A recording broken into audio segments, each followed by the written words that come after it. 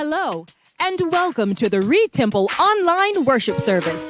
We're glad to be at Reed Temple, and so glad you decided to join us. Thank you.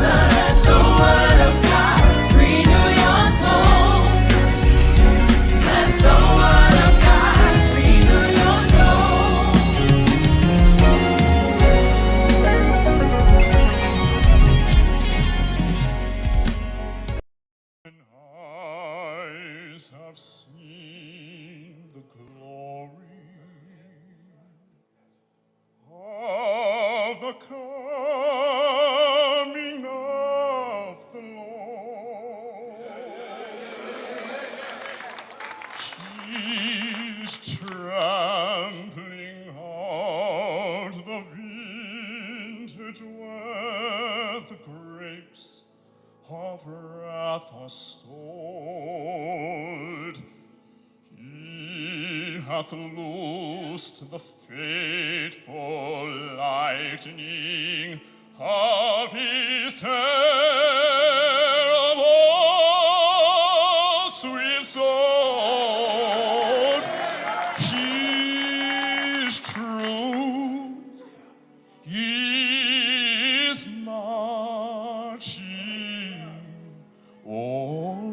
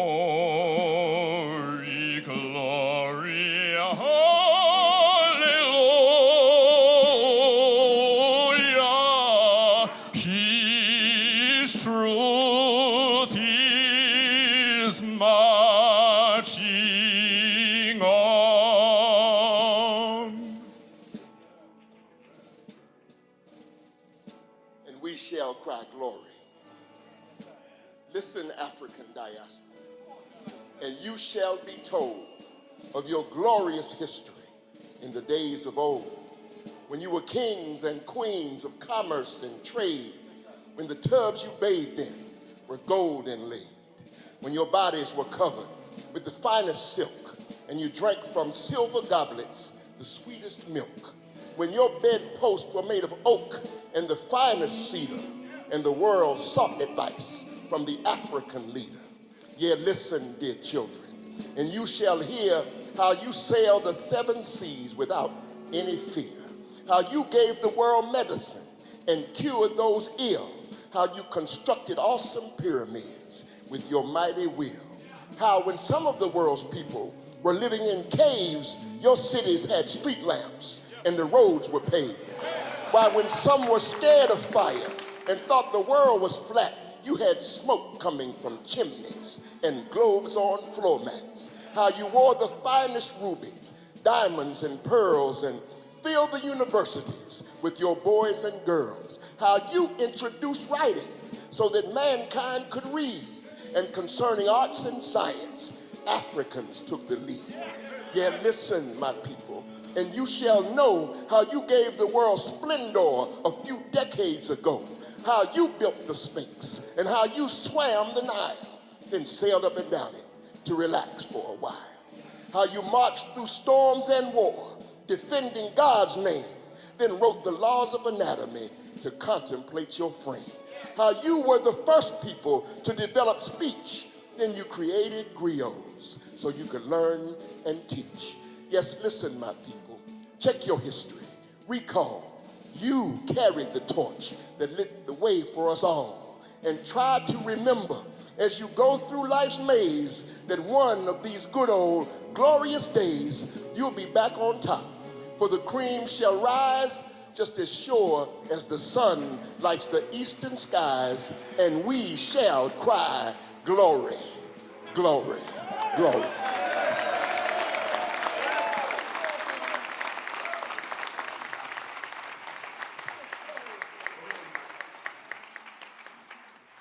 One day, when the glory comes, it will be ours, it will be ours. Oh, one day, when the war is won, we will be sure, we will be sure. Oh, glory, glory, glory. Oh, glory, oh, glory. Down the stretch out, our ancestors were stressed out to make a way or pave the way for us to have the best route. We as the people headed to the path of glory. With God in our hearts, the devil, he can't ignore it. Think about Biggie and Pop. Just another getting shot like the words of a poet was not important enough. It took Trayvon in the hoodie, so it's important to us when we stand up in unity. God works so beautifully, he does for the people, does everything for you. But what do you do when he calls and he needs you? Got mothers 16 with daughters in preschool. Government's lethal, lemonade is a see-through. But hold your head high, don't let him mistreat you. Just go down your path wherever may lead you. And don't back down when problems try to come feed you. Just have some faith and have some glory, but this is the preview. Let's make it a sequel, even if it don't seem true. We had the glory. When the glory comes, it will be ours, it will be ours. Oh, one day, when the war is won, we will be sure, we will be sure. Oh, glory, glory, glory. Oh, glory, oh, glory. Now the war is not over, victory isn't won, but we'll fight on till the finish. When it's all done, we'll cry glory, oh, glory, oh, glory, oh, glory, we'll cry glory, oh, glory, oh, glory, oh, glory. It was a king who dreamed, so reality, turn it to reality. Use love to capacity, floating on gravity, balancing out our positives, can focus on the negativity. Angels surrounding me, looking down the balcony. The evils, I put them under me, underneath, beneath my feet. Don't need your company. God in my life, Dr. Lee P. mentoring me through the words of prophecy. I gotta think responsibly. Reverend Wiley taught us I got a path for us, and yeah, he's right. That is the path of righteousness. Came a long way to see the days of Ferguson. I'm just trying to make it for the days that I'll be overcome. When the glory comes, it will be ours, it will be ours. Glory. Oh, one day, when the war is won, we will be sure, we will be sure. Hands up, everybody. Oh, glory, Glory. Glory. We had a glory. oh, Glory. oh, Glory. we'll cry glory. Glory. This is for you. Glory. Glory. Glory. When the war is Glory. won, Glory. victory will Glory. be won. Glory. Glory. Glory, Glory. oh glory, Glory.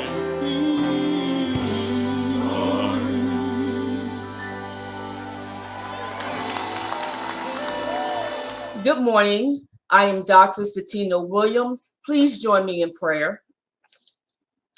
Our Father in heaven, all glory, honor, power, and praise belong to you. Lord, you are wonderful. You are the mighty God, the everlasting Father. There is none like you, nobody greater than you. Thank you for this day, an opportunity to learn, to increase our knowledge, and to use that knowledge under your guidance. Lord, I pray this is not an exercise in checking off one more thing on our list of things to do, but truly knowledge that will bring change, bring us closer to equity. I pray that understanding will happen that compels somebody to step up, step out, and engage in change that we need. Lord, continue to bless our guests today with wisdom and understanding. I pray that the words of their mouth and the meditation of their heart are acceptable in your sight as they address our history and our roots, that we understand the importance of knowing where we come from. Embrace the strength and resilience of our ancestors and their abilities to withstand the hardships they endure, that we would be encouraged that it would be an encouragement for us today. That we too would get into trouble, good trouble, necessary trouble. Even through hardships, as you were with our forefathers and foremothers, you are with us today. Sometimes things look bad from our point of view, but we are reassured that you are still in control. Nothing happens that is outside your knowledge or control. From the beginning until now, the world is in your hands. We understand our ways are not your ways. Our thoughts are not your thoughts. We put our trust in you. Bless the leadership team of this house, Pastor Mark and Reverend Mia. Bless the leadership of James A. Parker Lay Organization and the Social Action Committee as they seek to do your will. Thank you for forgiving our sins and healing our land. We love you. In the name of Jesus, I pray. Amen. Hello, I'm Paulette Armstrong. I'll be doing the scripture today. I'll be reading from the King James Version, and I'll be reading from the book of Jeremiah, 17, verses 7 through 8. Blessed is the man that trusteth in the Lord, and whose hope the Lord is. For he shall be as a tree planted by the waters, and that spreadeth out her roots by the river, and shall not see when heat cometh. But her leaf shall be green, and shall not be careful in the year of drought, neither shall cease from yielding fruit.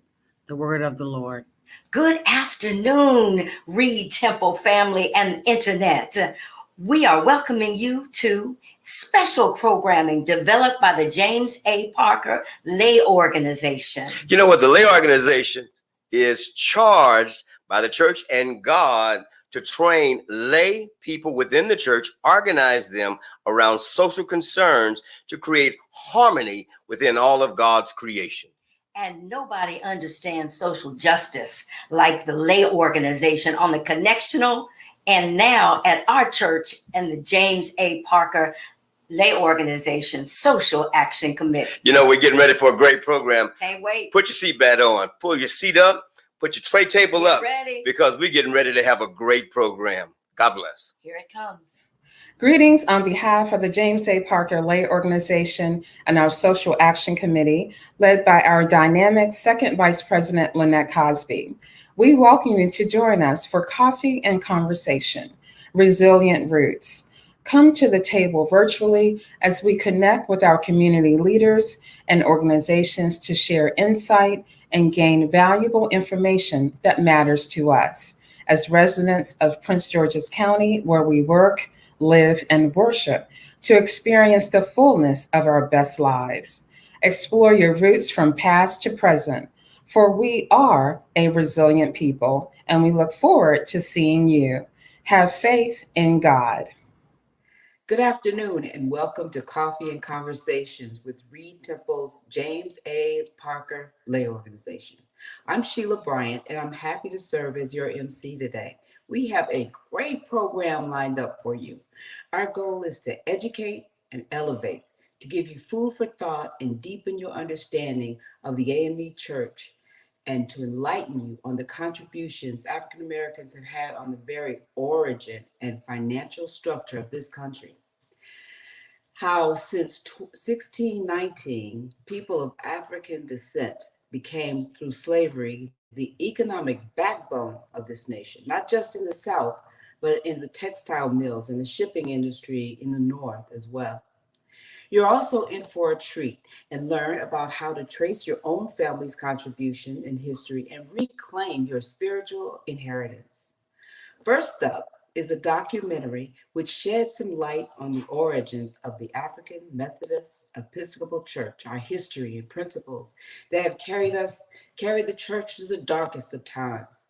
Self-help and resilience, commitment to social justice, which is part of the AME Church's DNA. Worship and the power of music as an integral part of our worship service. This documentary was produced for the 2016 Anvil Study Guide to coincide with the General Conference with voices from around the global AME Church, including Reverend Clementa Pinckney, who was interviewed shortly before the 2015 shooting at Mother Emanuel. Bishop Vashti McKenzie is the executive producer, and Dr. Mark Tyler, the producer. When I think of the AME Church, I'm reminded of the quote by Bishop Norris that says, "The AME Church is the best gift that God has given African Americans." You can see the hand of God moving all throughout our history. You know, the AME Church is about bringing people to God. It's about building community. It's about how do we get closer to God? How do we become more spiritual? However, our church and every good AME pastor knows that we are not just concentrating on getting people to heaven. We're also concentrating on their social, their psychological, all of the needs, their physical needs. And so we are to be about our Father's business, which includes looking at the holistic ministry.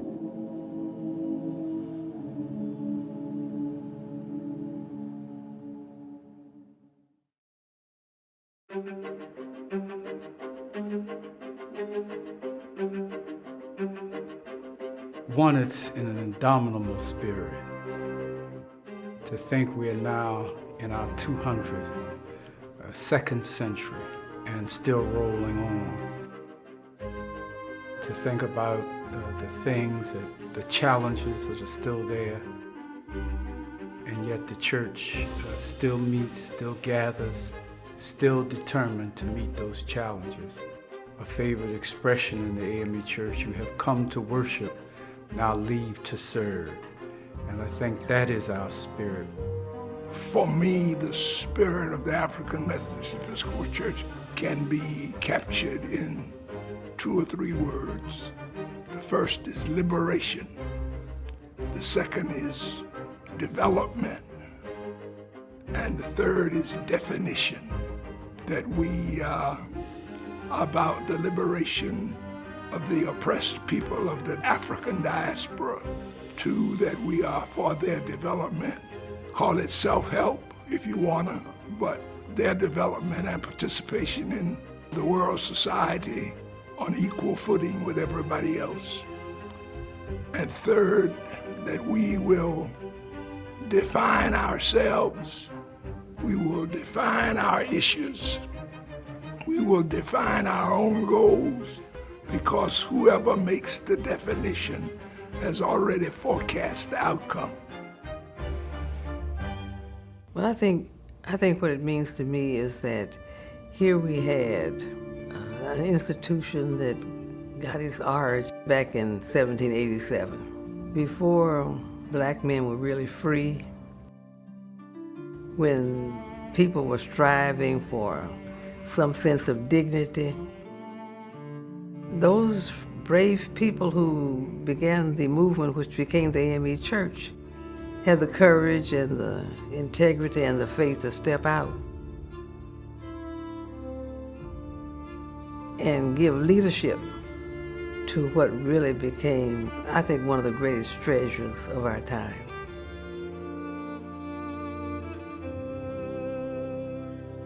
I was inspired as a boy, 8 years old, when I heard and understood the story of Richard Allen. And it gave me the energy and the drive to want to be something. I was just thinking of the nerve that it took for Richard Allen to walk out of that church. And even some of the people in there with him, his own color, would not follow him. But he walked out and stood for justice. I've always called the AME church a movement. Richard Allen, the founder of the AME church, was not pursuing a religion when he founded the church. He had already found religion, not establishing a religion, but precipitating a movement. I just always refer to the AME church as the AME movement. What is most important is Richard Allen has engendered in us a conversation about self-initiation, self-development, self-affirmation, and how we help to make the community of faith, which we call African Methodism, have the space and opportunity to enlarge the circle of fellowship and growth for our witness and worship. That's what made the AME Church so unique. And the genius of African Methodism is that from the least to the greatest, it has been I think, a kind of interesting melting pot, if you will, where people who have come from different backgrounds, whether you're talking about women, children, black, white, our motto itself speaks volumes.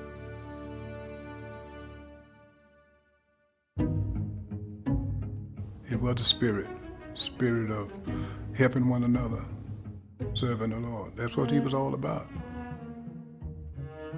A man who had meager resources at the time himself decided that if we put our nickels together, then we can not only help ourselves, but we can help our brothers and help our sisters to get to a point where they can help themselves and help somebody else. And I think that that's, for me, that's the same spirit of African Methodism. And when you talk about the spirit of AME, you can't get around Richard Allen and Sarah Allen. We have not keyed in as much as we might on Flora Allen.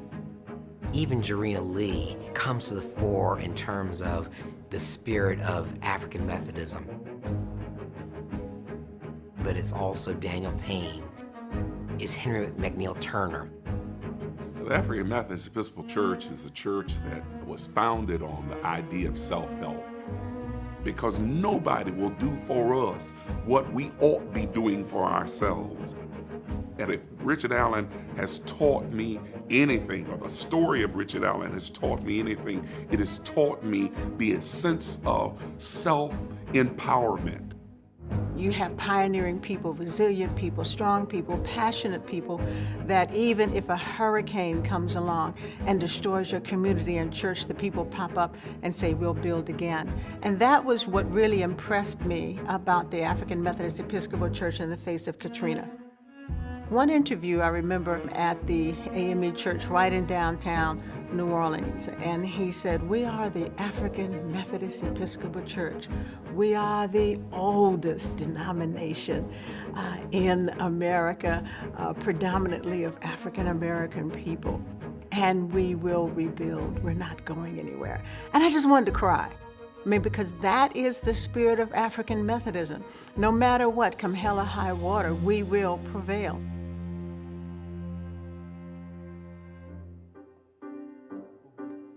One of the things for me that makes us AME is that we love worship. and you can't put us in a corner. We love the breadth of worship, the styles of worship. It's best seen in our music. It's really in AME Church where you can still find great hymns being sung, along with new gospel songs and praise songs. It is something for all people, young and old, highly educated and those with minimal education. They can still find a home in African Methodism. I think there's something to be said about the music that we sing. I still get joy out of how great the wisdom, power, and grace, how sweet the name of Jesus sounds in a believer's ear, soothes his sorrows, heals his wounds, and drives away his fears. Oh, for 1,000 tongues to sing my great Redeemer's praise. I'm saying that we've got to be open, to be creative, innovative, to be able to meet the needs of all the people. And I think the AME Church can do that, but we've got to be open, worship, music, ministries. I think what we're really going to have to do is look at what's really significant that makes us who we are. And in the process of trying to be relevant, trying to be contemporary, that we don't lose who we are in the conveyance of contemporary language, contemporary music, contemporary liturgy, contemporary styles of worship. Because one of the essence, I think, of who we are is our history and the soul searching, the dungeon shaking experiences that Richard Allen spoke about, that we need to continue to create environments for people to have those spiritual transformation moments where present day believers can have dungeons shook. I think when people understand why the worship is as it is, or why we go through the Decalogue, what are the things that make us who we are, such that we're not just any other denomination? I think people appreciate that and then can move in that a little bit more comfortably. We cannot allow ourselves to believe that the things that have made us who we are and developed us as believers in Jesus Christ can be pushed aside because we want more numbers or we want to compete with the churches that are growing that are not of our denomination. But social justice is very important to AMEs because somehow or another it seems to be part of our DNA, our origination. It's our essence. And if we aren't faithful to that essence, many of the good things that we do are pale in their significance if that piece is not there, front and center. It was in 1960 at the General Conference in Los Angeles, California, that we succeeded in getting past the social action law. We try to be intentional about our social action theme, and that's because we were rooted in a social action movement in that regard. I do think there is we have found a way of combining a kind of a radical, for lack of a better term, neo-Pentecostalism, which helps the Holy Spirit move. Holy Spirit moves as he wants to move, but it enlivens the church. But I think we've had a certain genius about using that without losing the social thrust. My great hope for African Methodism is to see it come alive again and to see it become the community-driven force that spoke so much in civil rights, that spoke so much in social justice, that spoke so much in educational concerns, that did so much to lift the level of our participation in making life meaningful. I just think the black church has got to challenge the powers that be on behalf of our people. And I think if we do that, it will not only make a difference in terms of the world, but it will also even in terms help big church growth. People want to know What does this church have to offer that's going to help me and my family? That single mother trying to raise 3 children, what does the church have to offer to help me in the raising of my children? I think the church has got to be relevant, and I do not think we're relevant if we're not speaking to the issues where people live. Richard Allen is the example premier of being a prophetic voice. You know, before he started the church, it was the Free African Society. He took an interest in the lives of people, and I think the church was a natural evolvement from the Free African Society. If you know the history of Brown Chapel AME Church in Selma and the crossing of the Edmund Pettus Bridge in Selma, the marches, the training of the marches used to take place in Brown Chapel AME Church in Selma. And the distance from Brown Chapel to the Edmund Pettus Bridge was about a mile, mile and a quarter, so they were really in good stride by the time they got to the bridge. The pep rallies and Andy Young and some others who were in charge of the training of marchers, that took place in our churches.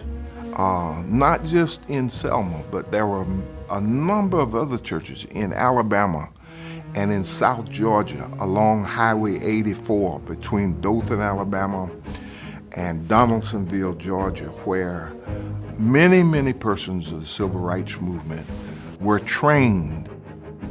When things in Memphis really got bad, it was persons such as A. Jackson and Starks, Henry Logan Starks, who had relationships with Martin Luther King.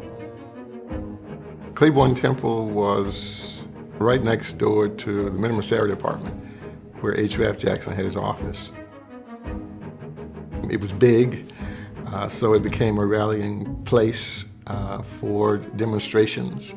Martin Luther King, Jesse Jackson, Ralph Abernathy, they all met at Claiborne Temple to begin their marches. Apartheid in South Africa now, the story hasn't really been told, but it started in the AME Church. The leaders of the ANC in the beginning were preachers of the African Methodist Episcopal Church. Sister Makeke, the niece to the founder of the African Methodist Episcopal Church in South Africa, came as a student to Wilberforce in Ohio. And that's how the connection of the African Methodist Episcopal Church. But here's the interesting fact. This lady was the founder of the ANC Women's League. The AME Church was the only African church that provided leadership, that provided refuge for the politicians or the freedom fighters, if you may call them. I'll give an example of the first Republican president of Zambia. Southern Rhodesia was Zimbabwe now, and then the Northern Rhodesia was Zambia. So Dr. Kenneth Kaunda, his house was just next to the African Methodist Episcopal Church. And they were coming in the church whenever the colonial masters were pursuing them. They found solace in the church. I think that God, by God's Spirit, is determined that this is the season that we really become a global church. When you think about it, 4 years ago we went into Asia for the first time, and the church is really growing there. The Holy Ghost, the Holy Spirit, is actively in the central part of Africa. In Brazil is another hotbed for the Holy Spirit, what he is doing there. In Asia, it's the same. When I moved into Kenya to start the work in Kenya, there was no church in Kenya. I just called people, and we had a meeting. I introduced myself and that I belong to the African Methodist Episcopal Church. So the first question, African Methodist Episcopal Church. And I went on to explain what it meant, that it is not only the church for the Africans, but it has got African origins. And people warmed up, got interested to know what is this African Methodist Episcopal Church, about its doctrine, about its beliefs. So we started the church in Kenya. Being birthed out of segregation by our wonderful founder, Richard Allen, who worked and paid for his own freedom because he believed that black people, people of color, anywhere in the world could be anything they wanted to be. And I think most Africans, when they encounter the belief systems and the working and the system of African Methodism, a national church, that we own a piece of every church in the world, man, it gets you fired up.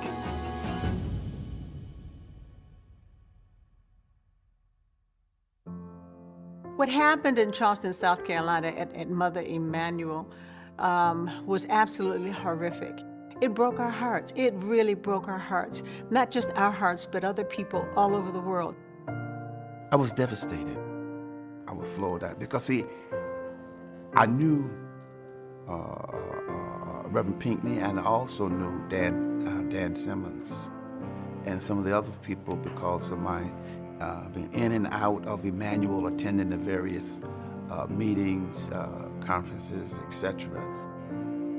I was just out of transplant surgery and had to find a way to deal with all that was going on there.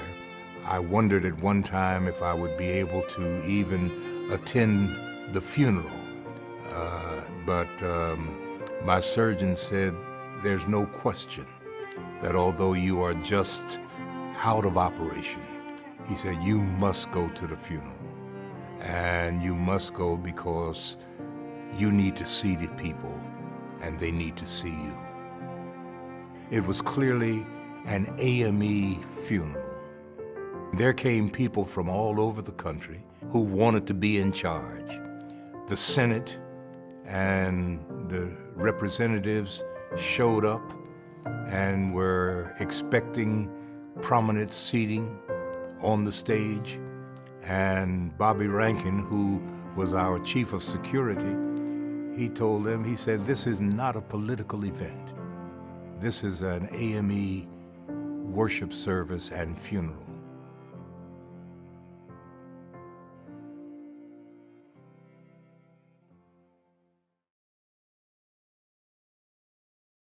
Amazing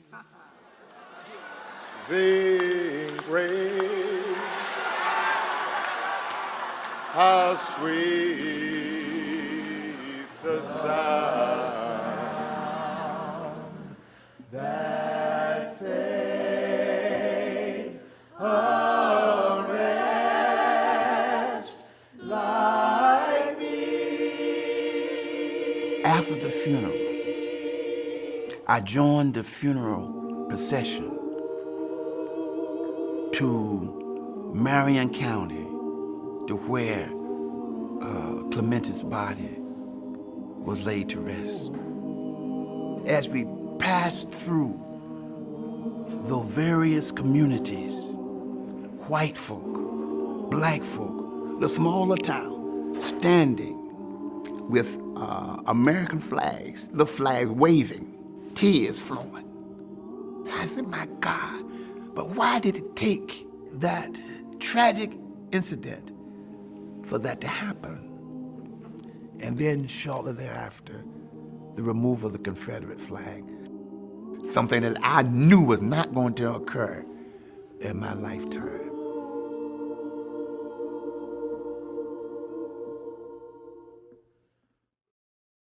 It's a great honor.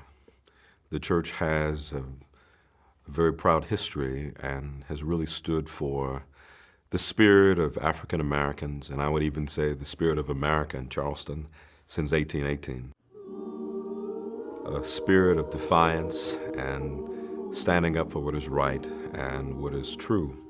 And when I say that, I mean that Morris Brown, the founder, second Bishop of Zion, believed that African Americans ought to be able to assemble and worship freely, as Richard Allen thought in Philadelphia. It's interesting that they were not aware of each other, but the same sort of fervor and spirit that Richard Allen had in Philadelphia was the same kind of spirit and fervor of Morris Brown. And maybe that's why they became such good friends over time. But Mother Emanuel, since 1818, has stood for freedom and worship for African Americans in South Carolina. And so it's an humbling privilege I have to serve as its pastor.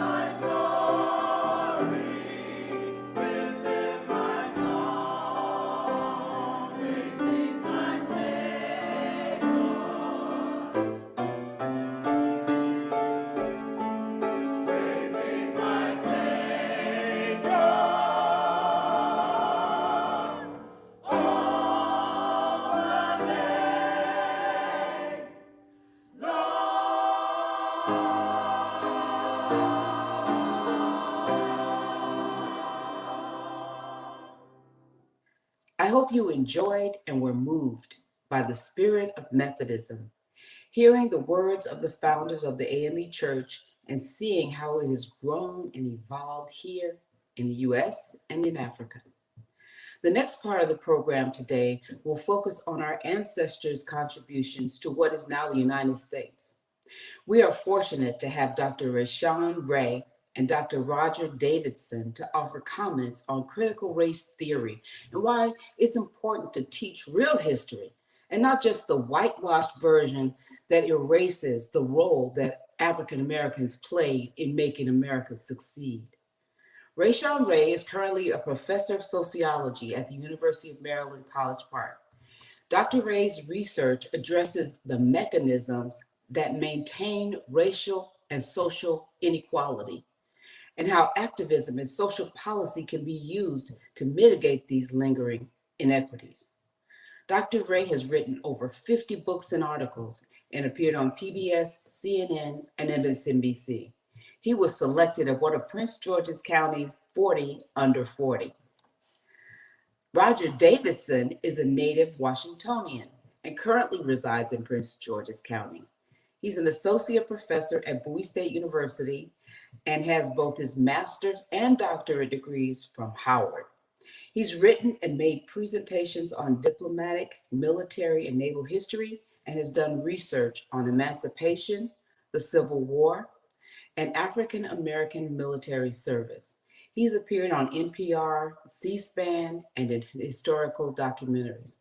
We are fortunate to have both of these gentlemen on hand to share their thoughts and bring us some knowledge.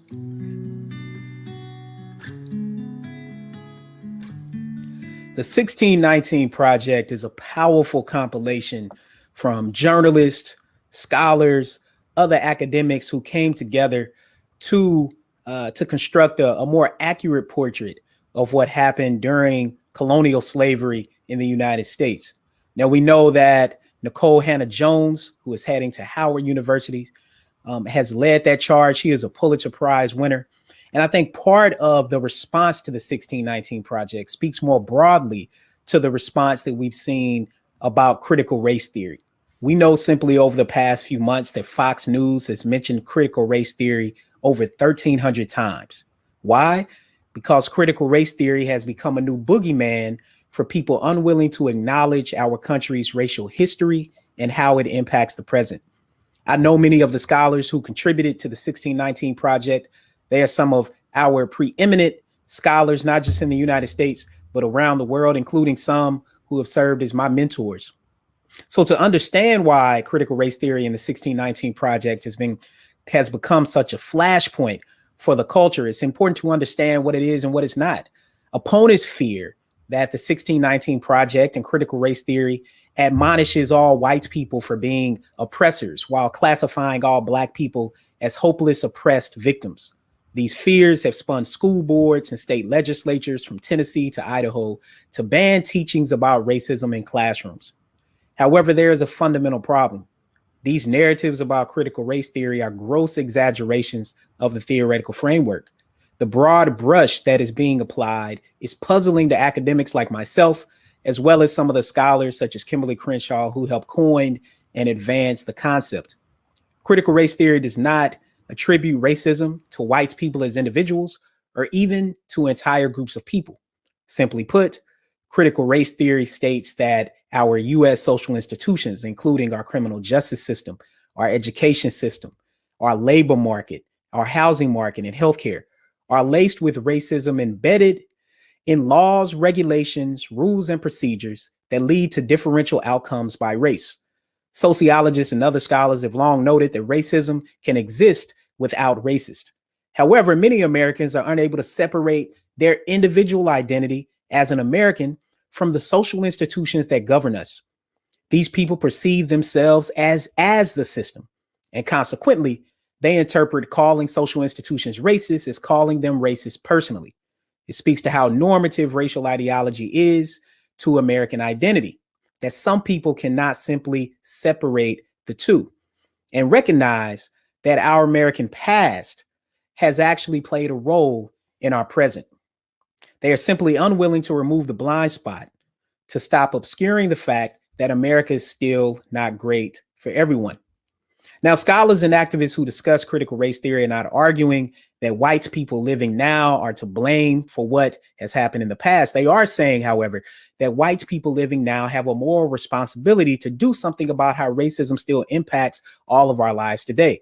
The 1619 Project helps with that by providing an insight into what was happening then from all sides, not just the colonial side, not just the slave master side, but from the perspective of the enslaved, and how that enslavement has continued to impact not only what happened formally from 1619 to 1865 when Black people of African descent were slaves in America, but also what happened after that: failed Reconstruction, Jim Crow, convict leasing, housing segregation, and the like, and obviously mass incarceration and police brutality we continue to deal with. So look, the approach that some Republican-led state legislatures has done is a method for continuing to roll back racial progress regarding everything from voting rights to police reform. This is a horrible idea and does an injustice actually to our children. Laws forbidding any teaching or lesson from mentioning racism or even gender and sexism will put a chilling effect on what educators are comfortable doing in the classroom. And ironically, as sociologist Victor Reyes noted, making laws outlawing critical race theory confirms the point that racism is embedded in the law.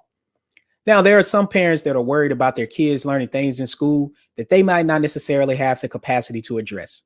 As a college professor who does teach critical race theory as one of the many theoretical frameworks that I bring into the classroom, and as a person who teaches the 1619 Project, students are oftentimes alarmed at how little they've learned about inequality. They're upset at their schools, their teachers, and even their parents. So this is the conundrum. Teachers in K-12 schools are not actually teaching critical race theory. While they may bring in aspects of the 1619 Project, partly because it's written so well and so clearly and so articulately, but teachers are trying to respond to what students are asking them about why people are protesting in the streets and why Black people keep getting killed by police. Ultimately, the bottom line is this: we cannot employ a colorblind ideology in a society that is far from colorblind. The 1619 Project highlights that, not just in the past, but also in the present. And everyone sees it, whether or not people want to consciously acknowledge it or not. Systemic racism can explain racial disparities in police killings, COVID-19, and even the devaluation of homes in Black neighborhoods. If we love America, we should want it to be the best that it can be. Rather than run from the issue of racism in America, we should confront it head on. The 1619 Project does that, and our kids and our country will be better for it. Thank you. Hello, this is Dr. Roger Davidson, and I'm here to discuss the connection between critical race theory, 1619, the 1619 Project by Hannah Jones, and apprehensions and fears exhibited by white right-wing evangelicals. The problem that we're dealing with at this point, when it comes to those three things, CRT, critical race theory, the 1619 Project, and right-wing evangelicals, it basically stems from ignorance and fear. So let's try to clear some of this up. I'm here to talk about this within a historical context. So, start with critical race theory. A lot of people are upset about this critical race theory thing, but they don't know what it is. CRT. Basically, it is a legal theory, something that was created by legal scholars in the late 70s and the 80s. And what it does is it's an analytical tool. And it showed that racism is a part of our societal systems. Primarily, these legal scholars, our legal system. So it is a part of our economic systems, our social systems, but mainly our legal system. And basically what it says is that race or racism is, even if you have colorblind laws, those laws will be enforced differently depending upon who you are in society or what group you belong to. Put that aside. The 1619 Project. The 1619 Project is a seminal project that was created by journalist Hannah Nicole Jones. And what she did is she went to show that, race and the evolution of race in America is part of all our systems. So we look at it, race is systemic, it's institutional. The way we view race in and of itself is a social construct. So as a social construct, it's something that we created. Human beings are not different species. They're not different species of human beings. We're all the same. And our genetic makeup is pretty much the same. Just a few little tweaks to our DNA makes the appearance different. But what she has shown historically, looking at 1619 and using the date in which the first recorded Africans were brought to America, what was British North America, she used that date to show that over time, race evolved in the United States in a certain way. A caste, C-A-S-T-E system comes out of race, out of slavery, and that even with the demise of slavery, you still have issues in the United States, since this is part of our institutional systems. So right-wing evangelicals, a lot of that comes in, have been duped in many ways. Many Americans have been duped. One way to get people to support you is to play upon their fears. So these evangelicals and many others have bought into the idea that somehow CRT and 1619 are going to cause problems in the United States. They're going to make blacks upset. It's going to divide the country. It's going to create white guilt. It's going to make white children feel inferior. Well, let me go back to the beginning of some of this. We can even take out CRT. I've been teaching at the university level for over 22 years. And that critical race theory that they're afraid of is not taught as critical race theory in any schools I know of, maybe in law schools. But the critical race theory, the elements of it that are in what I teach, because it's history. We're teaching history. So let's get to 1619 and looking at African-American history. And let's remember that African-American history is United States history. It is American history. So in 1607, the first permanent settlement was established in Jamestown, in what is today Virginia. The first permanent British North American settlement. In 1619, you have the arrival of the first documented Africans to British North America. And these Africans were enslaved. Some people want to say they're indentured. Let's not play games. They were enslaved.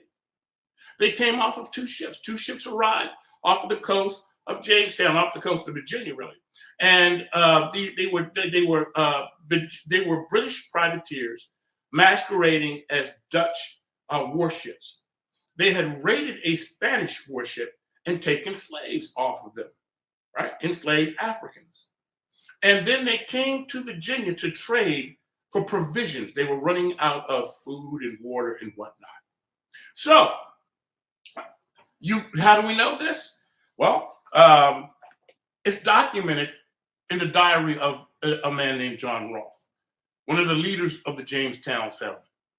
And in his diary, he writes in 1619, purchased 20 negars from a Dutch man of war. He doesn't say 20 Angola men. He doesn't say 20 Congo men. They knew what those were, but 20 negars, to use a racialized term in many ways. That's a derivation of Negro, the Spanish term. And though England was not really practicing or enslaving Africans or practicing African slavery in their colonies, except for maybe Barbados at this time, and not on a large scale, there's an understanding of what Africans were.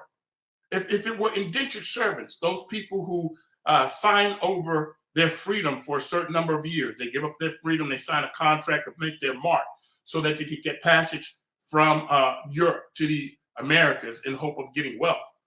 Those people, they had their names. If they didn't have their names, it would be maybe a Frenchman or an Englishman or an Irishman or a Dutch, but 20 negars. Let me go into some more on this in the 1619 context. So in 1619, you get the arrival of the first 20.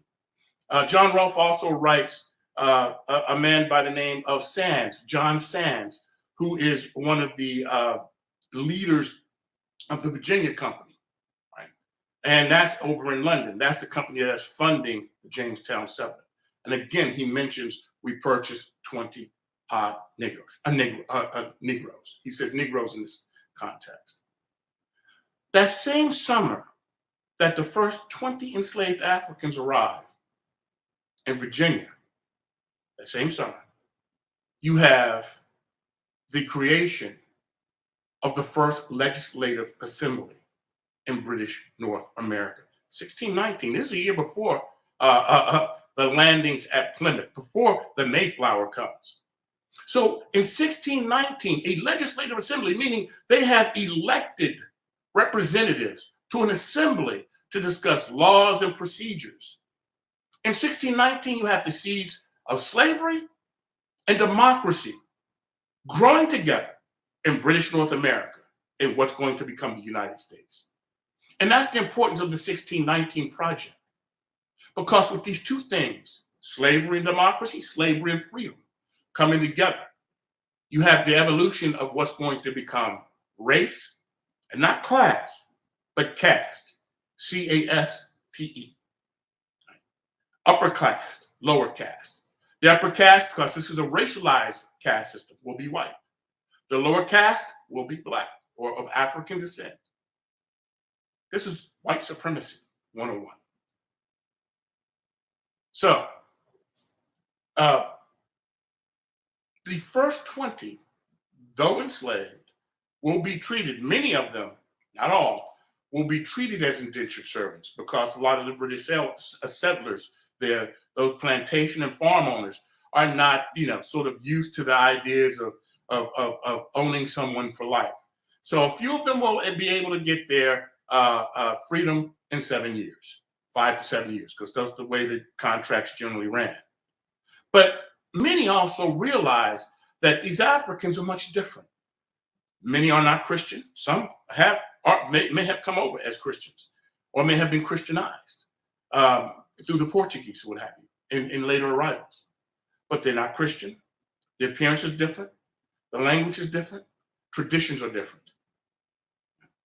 And so the ideas of race come in, and one thing I ask my students, if you can, come into, the relationship of power. So I ask my students, is it possible to truly enslave someone that you think of as an equal? And many get it right. No, you cannot. So you invent certain ideas about them being unequal, the way they look, the way they act.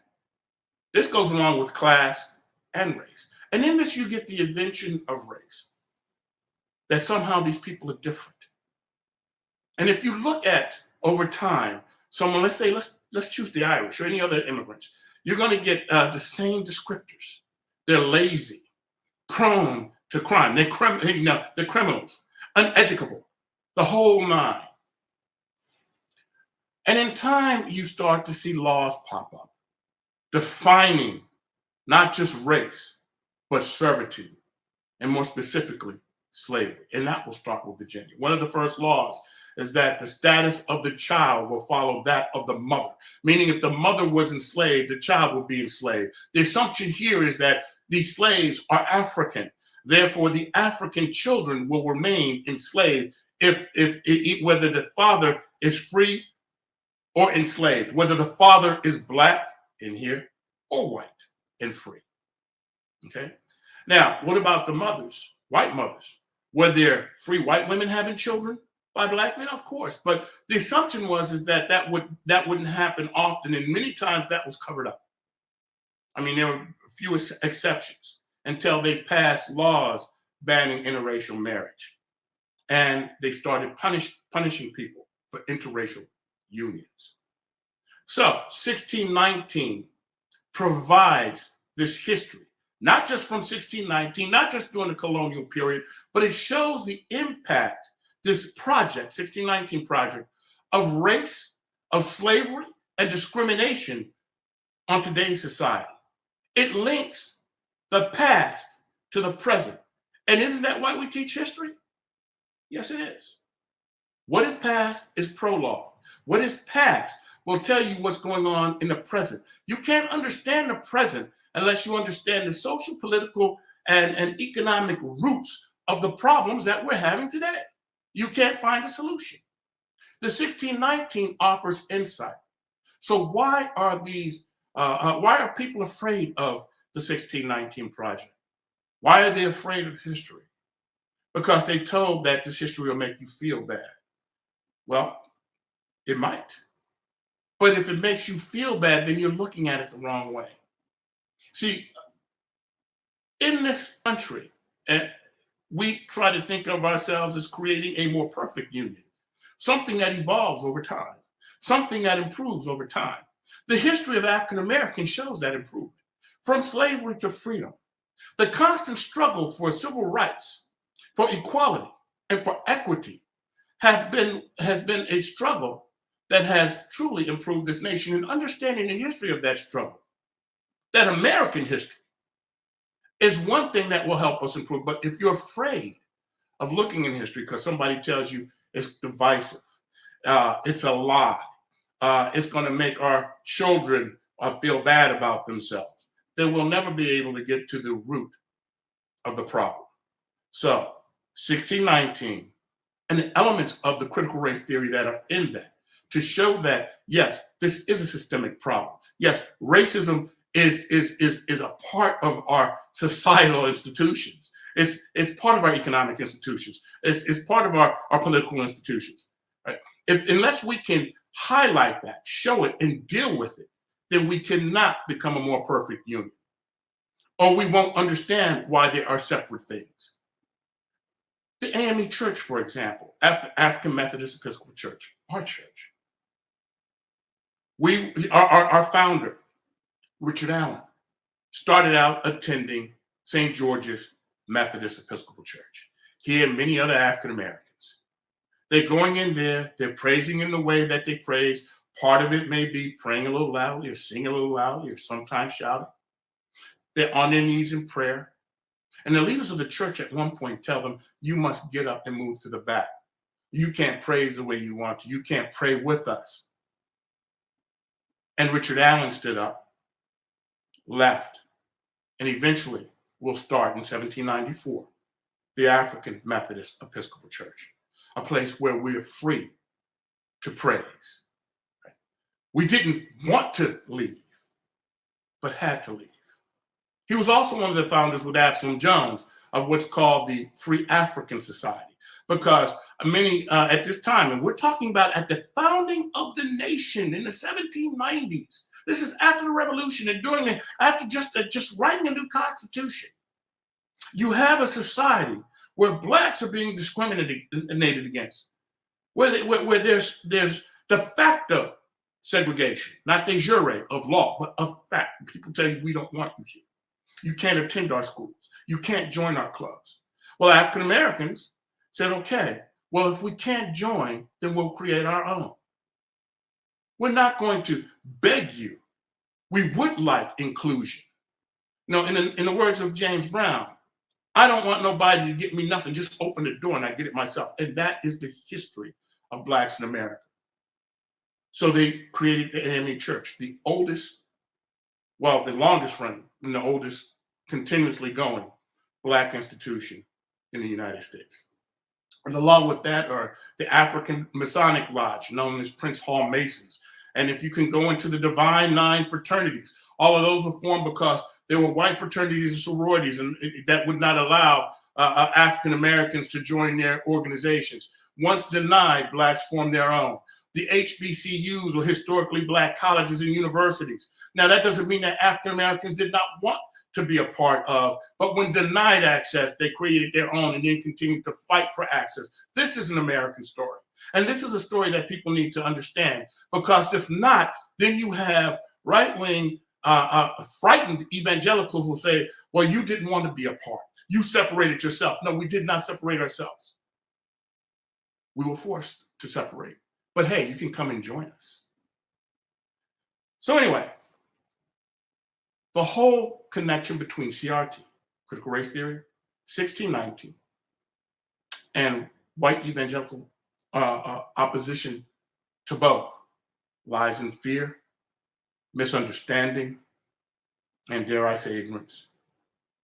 And if we can get over that as Christians, if we can get over that as citizens, we can bridge the gap. We can, or we could just create many bridges that would help to move society forward.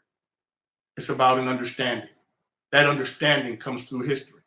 1619 provides that understanding. And the elements of critical race theory that are taught in the classroom, critical race theory not taught in and of itself, but the elements that are taught, showing that there is a dual justice system, that regardless of your income and your appearance, that in the courts and on the streets, when it comes to law enforcement, you'll be treated differently from other citizens. If we can bridge those gaps, come to an understanding and resolve some of the issues, we will become that more perfect union that the founders talked about. Thank you. I know you have questions and comments, but be patient.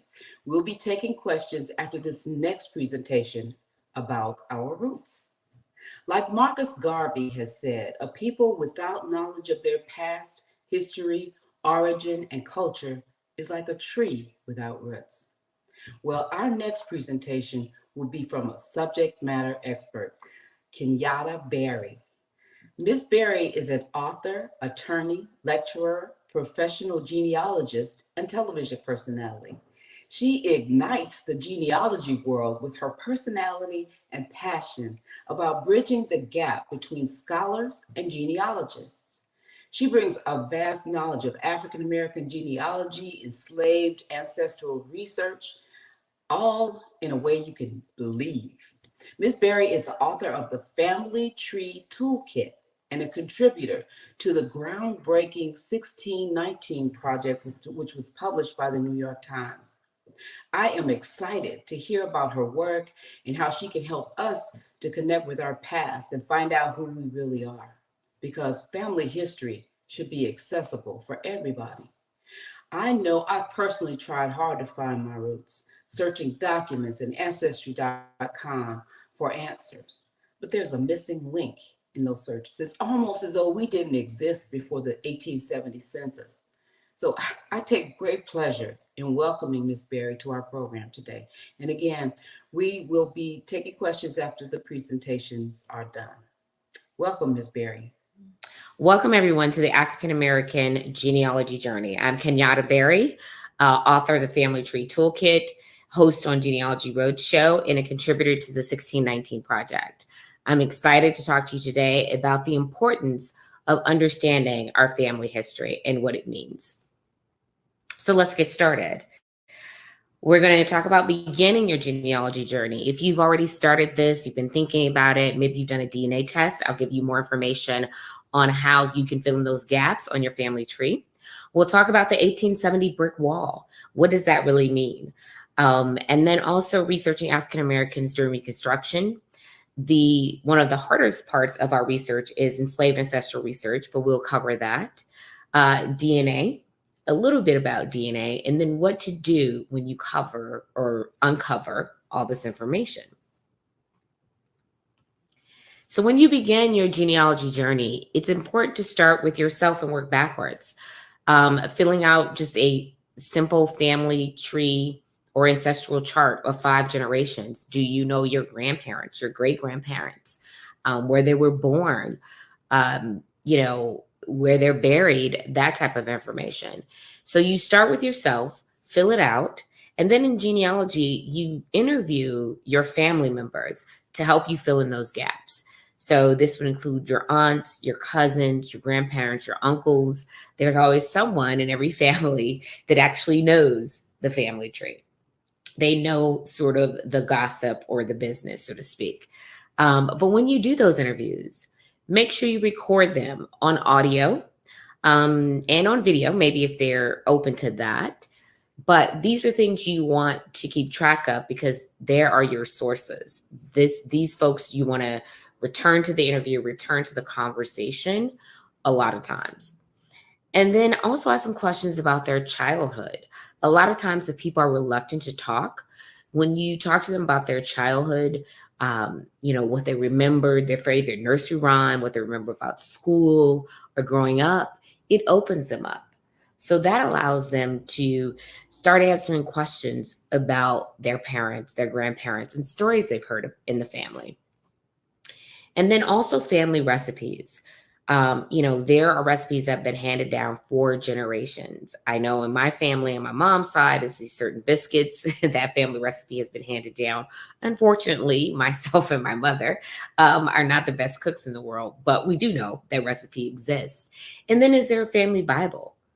Or photos. Photos are so important in documenting your family history. And then, as I said, once you start to ask these questions, you use that to fill in your family tree. So some of the myths and challenges that we have in African American genealogy. A lot of times, and this is particularly one that's very frustrating for me, is that the records were lost because of slavery. And that's not true. We do have courthouses that have been burned during a civil war or natural disaster, but the records exist. The records that exist may be the records that are painful to look at. And those records have our ancestors listed as property. But because they were property, they were records. So that's one of the things we need to remember. So the records were not lost because of slavery. They may be harder to find, but they are out there. So there is a common myth that your ancestor took the enslaver's last name. So like my last name, Berry, it's very common, like Jones or Smith. And having a very common last name, you cannot assume that. When you have an unusual surname, like Simpkins or Dwelly or Ailes, then your ancestor might have taken the enslaver's last name. So there are exceptions to that rule, but we can't start out thinking that our ancestor took the name of their last enslaver. And the other myth, they didn't keep records of the enslaved individuals. Again, they were property. So they kept records of them. Those records are going to be in the name of the enslaver, not necessarily in your ancestor's name. They may have a surname attached to them. A lot of enslaved people actually did have surnames. But finding those records is definitely going to be something that's attached to the enslaver. And the challenges we have in doing this research is slavery was about economics. It was about money. I mean, there's so many different schools and so many different thoughts of how slavery was about, something else, and that it wasn't profitable, and that the Civil War was fought for state rights and all of that. But it was really around economics and free labor. And it was a big business. It's difficult to even say that, to talk about that, but there were so many people involved. Even though you had the enslaved states in the South, the North benefited from that free labor. So you had auctioneers, you had banks, you had crew members of the slave ships, during the slave trade, insurance companies, you had investors, merchants, planters, and shipping companies. And especially when we're doing research in the US, what's important for us to understand is the domestic slave trade that occurred after the ban of the slave trade in 1808. And the slave traders here kept records of the enslaved. And so those records are where you're going to find your ancestors. So it's a challenge because it's emotional. It's a challenge because it's difficult. But it also means that we can bring these folks to life and tell their stories as well, which we'll talk about later. So the 1870 brick wall. 1870 is the first federal census to enumerate the formerly enslaved, the 4 million. And 2020 was the 150th anniversary of the 1870 census. So most folks that do their genealogy, African Americans that do their genealogy, can find their family back to 1870. The census records are available from 1790 to 1940. Next year, we will have the 1950 census being released. Census records are released 72 years after the date of enumeration. And the goal here is to really break down that 1870 brick wall. And the wall exists because unless your ancestors were free people of color, they were not enumerated in 1860 and 1850, except on the slave schedules. And so you don't see them listed by name. They're only listed by race, age, and gender. 1870 is when that changes. And also important in the 1870 census is it does not enumerate people, or it doesn't provide the relationship to the household. You start to see that in 1880. That's important because if your ancestors were enslaved, it's 5 years after emancipation, they might be living in a household with someone that they're not blood related to, but they're related because they were on the same plantation. So it's important to not assume that everyone in the household is related, even if they have the same last name. So this is the 1870 census for my third and fourth great grandparents. So Lewis Carter, and then my fourth great grandfather, and then Emily Sellers and James Sellers, my third great grandparents. This is kind of my first introduction into researching my family history. What I find fascinating about this is, as you can see, when you have Lewis Carter, you have his age, you have his gender, and then you have his race. And he's listed as M for mulatto. I don't have any evidence that Lewis had a white father, right? Because, and I say father because the status of the mother was tied to the child. So if the mother was enslaved, the child was enslaved. But I don't have any evidence of that. So he might have just been fair-skinned. I'm not real sure. He's listed as a farm hand, and there are his children who are living in the household with him and Martha, his wife. But you see, the 4,700 is the value of the real property, and the 1,150 is the value of the personal property. I thought when I saw this, well, he must have been free in 1860 or at some point emancipated prior to the Civil War because he had so much property. On this particular page of the census in Locustdale Township in Madison County, he was one of the most, or his real estate and personal property was valued more than anyone else. But what I realized as I dug deeper, and we'll talk about that, is that he actually was an agent. He actually worked for a Dr. John W. Taylor in Madison County. So this was not his land, but it was John W. Taylor's land. So when you look at these records, again, as I mentioned, you can see it gives the occupation, but it doesn't necessarily tell you how all these folks are related. When I started doing research, I was looking on microfilm, and looking on microfilm, you know, I'm scrolling through, and I'd found Emily and James and my second great grandmother, Martha, who's 1 year old here, but I was desperately looking for her parents. But because I'm on microfilm and I'm scrolling through, if I just look one household above, below, whatever, I would have found them. And that's one of the lessons of genealogy, is you have to think about your friends, associates, and neighbors. It is the network of people that live around your ancestors, whether it's 1870, 1880, or any other year or any other document. Those folks are part of the story, and they're part of your ancestors' lives. So labor contracts. In getting beyond the 1870 brick wall, you look at the Freedmen's Bureau records, and one of those records are labor contracts. And this is how I found out that Lewis Carter was actually had a contract with Dr. John W. Taylor. The labor contracts that were administered by the Freedmen's Bureau were typically those between the formerly enslaved and their enslaver. That gives you a clue to find the last enslaver, because finding the last enslaver is the way in which you find your family members. So it'll give you the date of the contract, the terms, the witnesses, and the duration of the agreement as well. So here's an example in Madison County, Virginia. You can see on the last line, there's a John W. Taylor and then Lewis Carter. If you notice that Lewis Carter in 1870 was spelled Lewis, and then it's Louis here in this labor contract. Not sure which one is correct.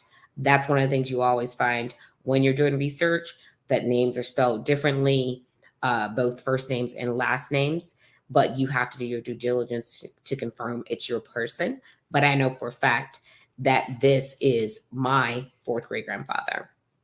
And the term of the contract was 1/2 of the crops. And it's witnessed by the same person that witnessed other contracts as well. And that allowed me to actually look into John W. Taylor's family. One of the things I did figure out, and it took years for me to actually realize this, it seems so simple when I'm talking about it, that John W. Taylor had a daughter named Mary Blanche, and Lewis had a daughter named Mary Blanche. But I didn't see the connection, right? Because it's a very kind of unique name, and at least in what I've encountered in my family. And I thought, well, they must have some connection.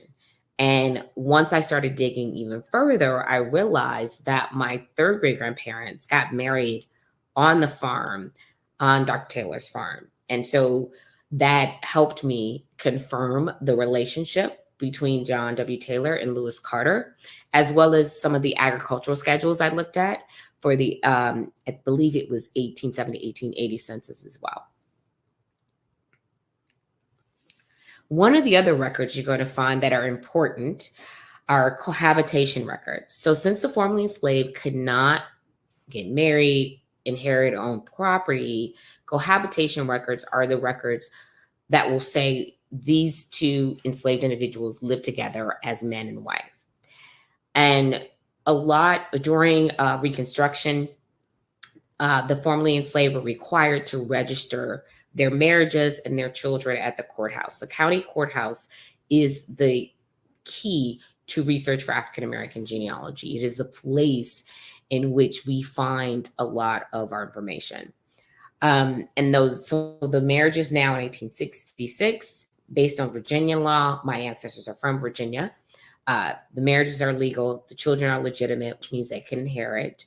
And it will give you information about their former enslavers. So we have the labor contracts that possibly say, okay, well, the person they're working for now is the person that enslaved them. But you also have cohabitation records that would actually list the person who enslaved them as well. They ask that information. And these records are available online. One place to find them is FamilySearch.org. Actually has cohabitation records. I would suggest just going to FamilySearch.org, click on search, and then their wiki. They have a research wiki, and look for cohabitation records. You will need to create an account with them. It's a free site, but you will need to create an account. But it's a very good resource for finding this type of information. So this is an example of someone who's distantly related to me. And I just kind of pulled from that cohabitation information, their registration of their marriage, right? Or the time that they have been together. And this is Peter Green and Hannah Mudd. When you get these cohabitation records, there's going to be a lot of information in them, but also you have to create a timeline, right? Because this information is not the age they were at the time that the information was recorded. It's the time, it's the ages at the time they cohabitated, if that makes sense, right? So she was 16, he was 35.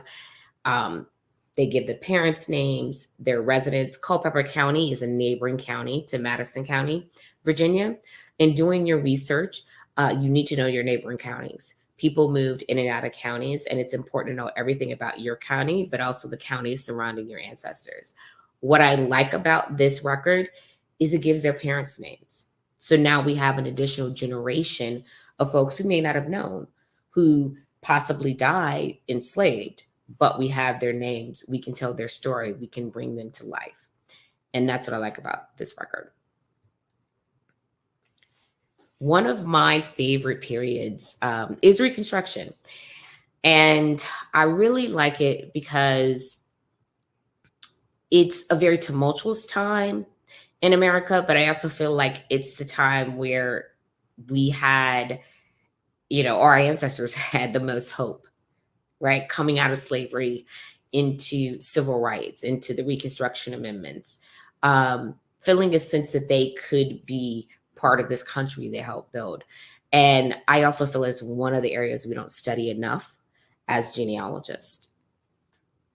So Reconstruction lasted, given who you talk to from a historical perspective, 1863 to 1877. I mentioned the Reconstruction amendments. You had the 13th that abolished slavery, the 14th that added citizenship rights and equal protection, and the 15th that gave Black men the right to vote. And in 1867, my third great-grandfather, James Philip Sellers, actually voted participated in a vote for a constitutional convention in Virginia, because part of the readmittance or being readmitted, to the Union was having to adopt certain things. And so it really makes me proud that I know that bit of information, that I was able to find that out about him. So that's why I think studying your family history and studying this time period gives you a sense of pride and strength. Your ancestors might have been enslaved, but post-slavery, what did they do? And Reconstruction is the moment in which they had the opportunity to change things.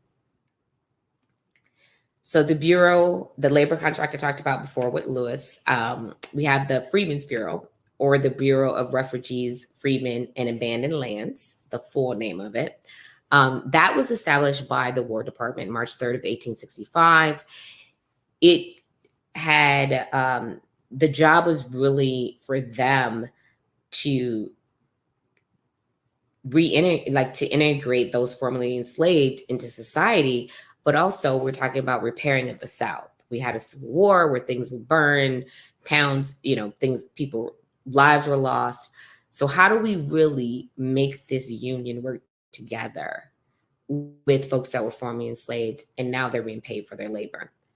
And that's part of the reason why they actually were in charge of the labor contracts. So what they did, they also established schools. It was illegal for enslaved people to know how to read and write, which is one reason why education is extremely important in our community. They also issued food and clothing. They operated these refugee camps. And, you know, when the Union troops came into or took control of a city, a town, a place, the enslaved would follow them. And so there are a lot of refugee camps, or as they call them, contraband camps, where individuals lived. Because at this point in time, there's chaos, right? There's havoc.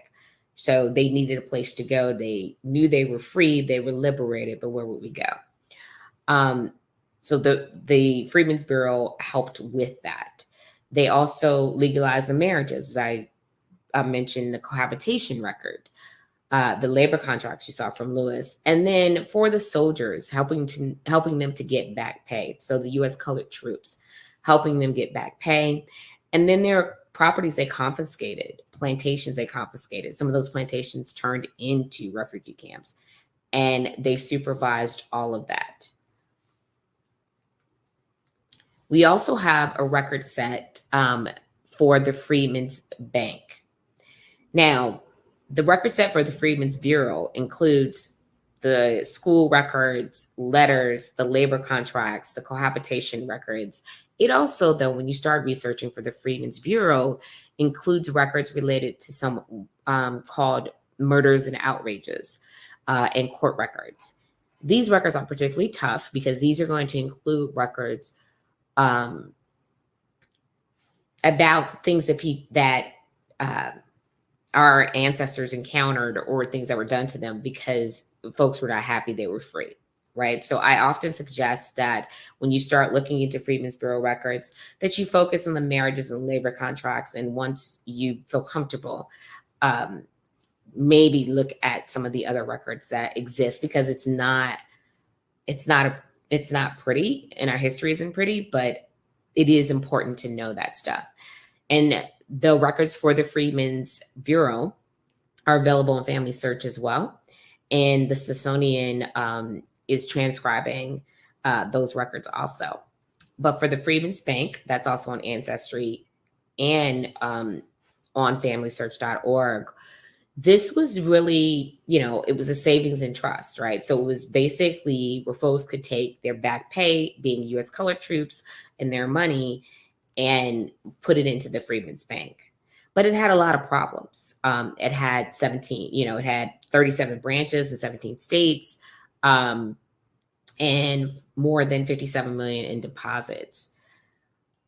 But we had a financial panic of 1873. They even tried to get, Frederick Douglass to come in and help out with it. And it ultimately failed in 1874. Now, if you find that your ancestor has a deposit or had an account or deposit book at the Freedmen's Bank, you could have a ton of information, because they would tell their parents, their siblings, whether they're alive or dead, or you could kind of just have a name that references another document, but you can't find that document or it hasn't been digitized.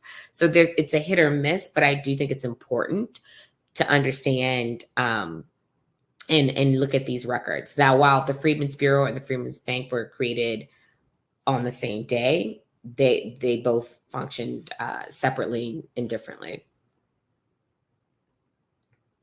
So getting to enslaved ancestral research, which is the meat of what we do if our ancestors are enslaved. I mentioned early on about the domestic slave trade.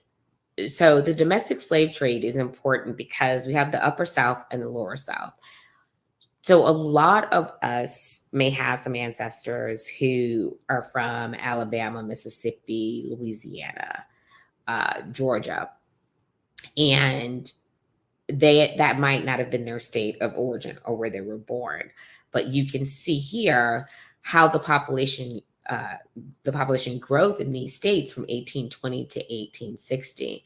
And I've heard the numbers say like 1 million, but I just say more than 875,000 individuals were transported from the upper South to the lower South, right? So they were forcibly removed from their homes. Records related to this and to the domestic slave trade, how did they get there? There were coffles. So this would be, if folks were buying enslaved individuals at auctions and making them walk chained together to Tennessee from Virginia, to Alabama, to Arkansas. There's also records that are available on Ancestry where they were boarded on ships and they give the names of those individuals, if you can find your ancestor there. But just know when you're doing your research, I always say all roads lead to Virginia, because ultimately you will find that your ancestor might have had some family members or a mother or father, whomever, that came from Virginia. So when we think of the enslaved community, and the word plantation, right? In doing this research, we know that not every white person in the South enslaved someone, but also if they did have enslaved individuals, most of them had a very small number. But when you have these very large plantations, right? And these are going to be individuals that are very prominent in a community, newspaper people, politicians, they have some kind of stance or stand in the community. And when we describe a planter, that's someone with 20 or more enslaved individuals. You can find this information out by looking at that 1815, 1860 slave schedule I mentioned for the census, right? Because it lists the enslaver, the number of enslaved individuals. And in 1860, they listed how many homes or slave cabins they had. So we have some very large plantations that have 100 or more individuals. But what we're trying to do with this research is really reconstruct the enslaver, right? The enslaver's process of acquiring slaves. And we've gotten to that 1870 brick wall we discussed. We looked at Reconstruction, and let's say we found a labor contract, we found a marriage record, or marriage record or cohabitation record that provided us with information on the enslaved individual. And in finding that record, now we are actually tracing that enslaver, because that enslaver is now a critical part of our research, because our family is tied to that person. So we want to reconstruct and understand how they acquired their enslaved individuals and marriages and family ties, because sometimes enslaved individuals were given to a daughter or a son for marriage as a gift. So we want to keep track of that information, and where we will find that will be in the courthouse as well. So how to identify the last enslaver. And, that's the really important thing I mentioned at the top, is we can't assume that your ancestor took the name of their last enslaver, but using the documents from the Freedmen's Bureau, which is why it's such an important set of records. I can't stress enough how those records are not used enough by researchers. And one of the reasons why is that they're available on Family Search, but a lot of them are not indexed. It's very daunting to think you have to go through a record set that has 900 images, right? That's a lot of your time to be able to do that. So one of the things I think is that it's daunting to do the research. It's daunting to take that amount of time, but it's so important to do it because you can find so much more about your family and unlock your family history. And so with Carter, which is a very common name, especially in Virginia, it's important for me to have that labor contract for Lewis Carter with Dr. John W. Taylor. Now, if you have someone who has an unusual surname, then they might have taken the name of the last enslaver, as I mentioned, with someone like Dwelly, Simpkins, or Ailes. And what you want to do is you want to look in those 1850 and 1860 slave schedules to see if that person actually, or someone with that last name, enslaved someone. And also, are they residing near your ancestors in 1870, right? That first census that enumerated those 4 million who had been emancipated in the first federal census. There are also state census records as well. So estate records. One of the things that's important in doing our research and that I appreciate is if someone actually, sounds kind of morbid, died during the Civil War, because that means we have a probate record. That gives us the opportunity to find our ancestors listed in a document. And some of those records will include a will, right? If they died intestate, that means they died without a will, but they still have property. That property would need to be appraised. There'd be an inventory. But also if they died with the will, in that will, they would describe who's getting said property. Also, you have guardianships for their minor children, petitions, bonds, accounts. And these records are rich because they take several years sometimes for the estate to actually be settled, so to speak.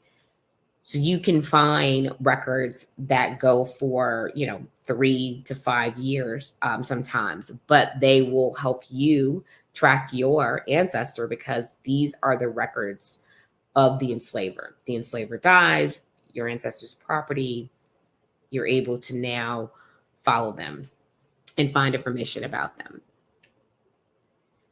So how I got started in genealogy is interesting because most people start with their own family, and which some of you may be doing now.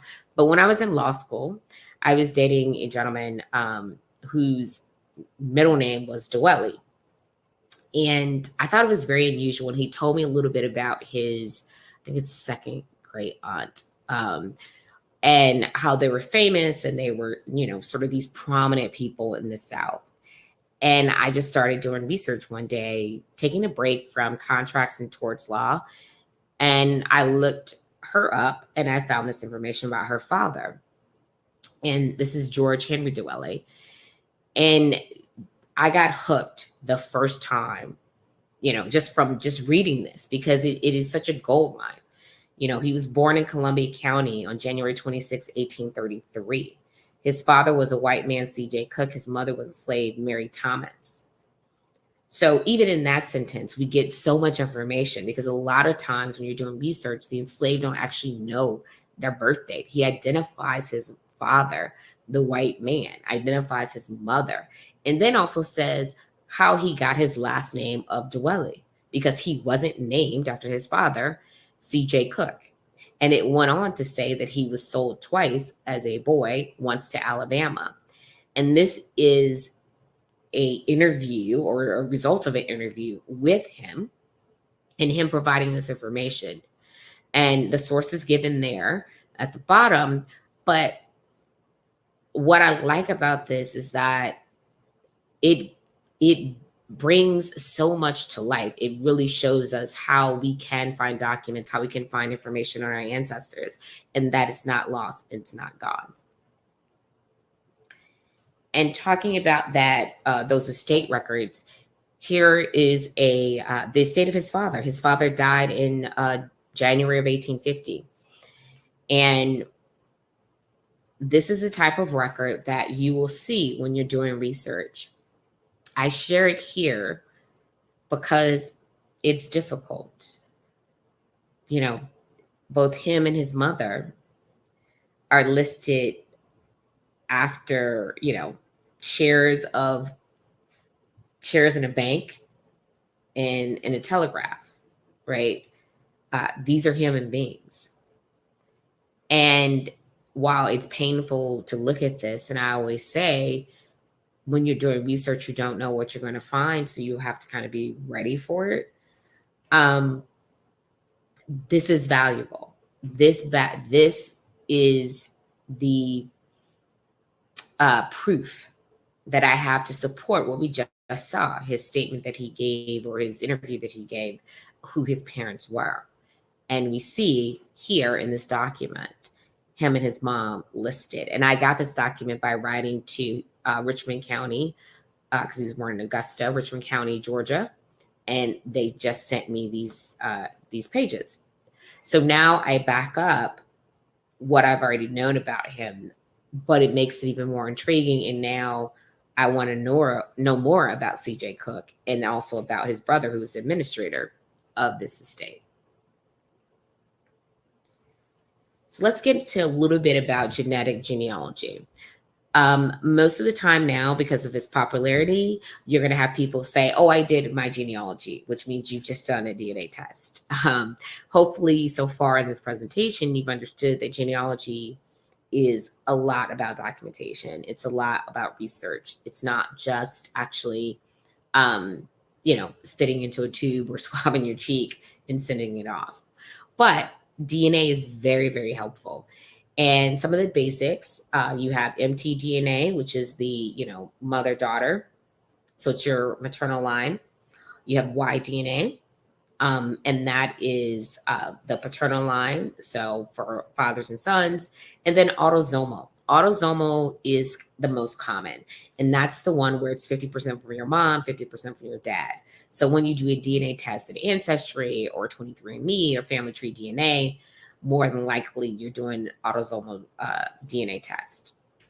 And then you're going to have your cousin matches, right? Or your family member matches, depending on how it turns out. One of the things with DNA is, if someone has tested in the same company or is in the same database as you, they're going to show up as a match, even if you didn't know about them.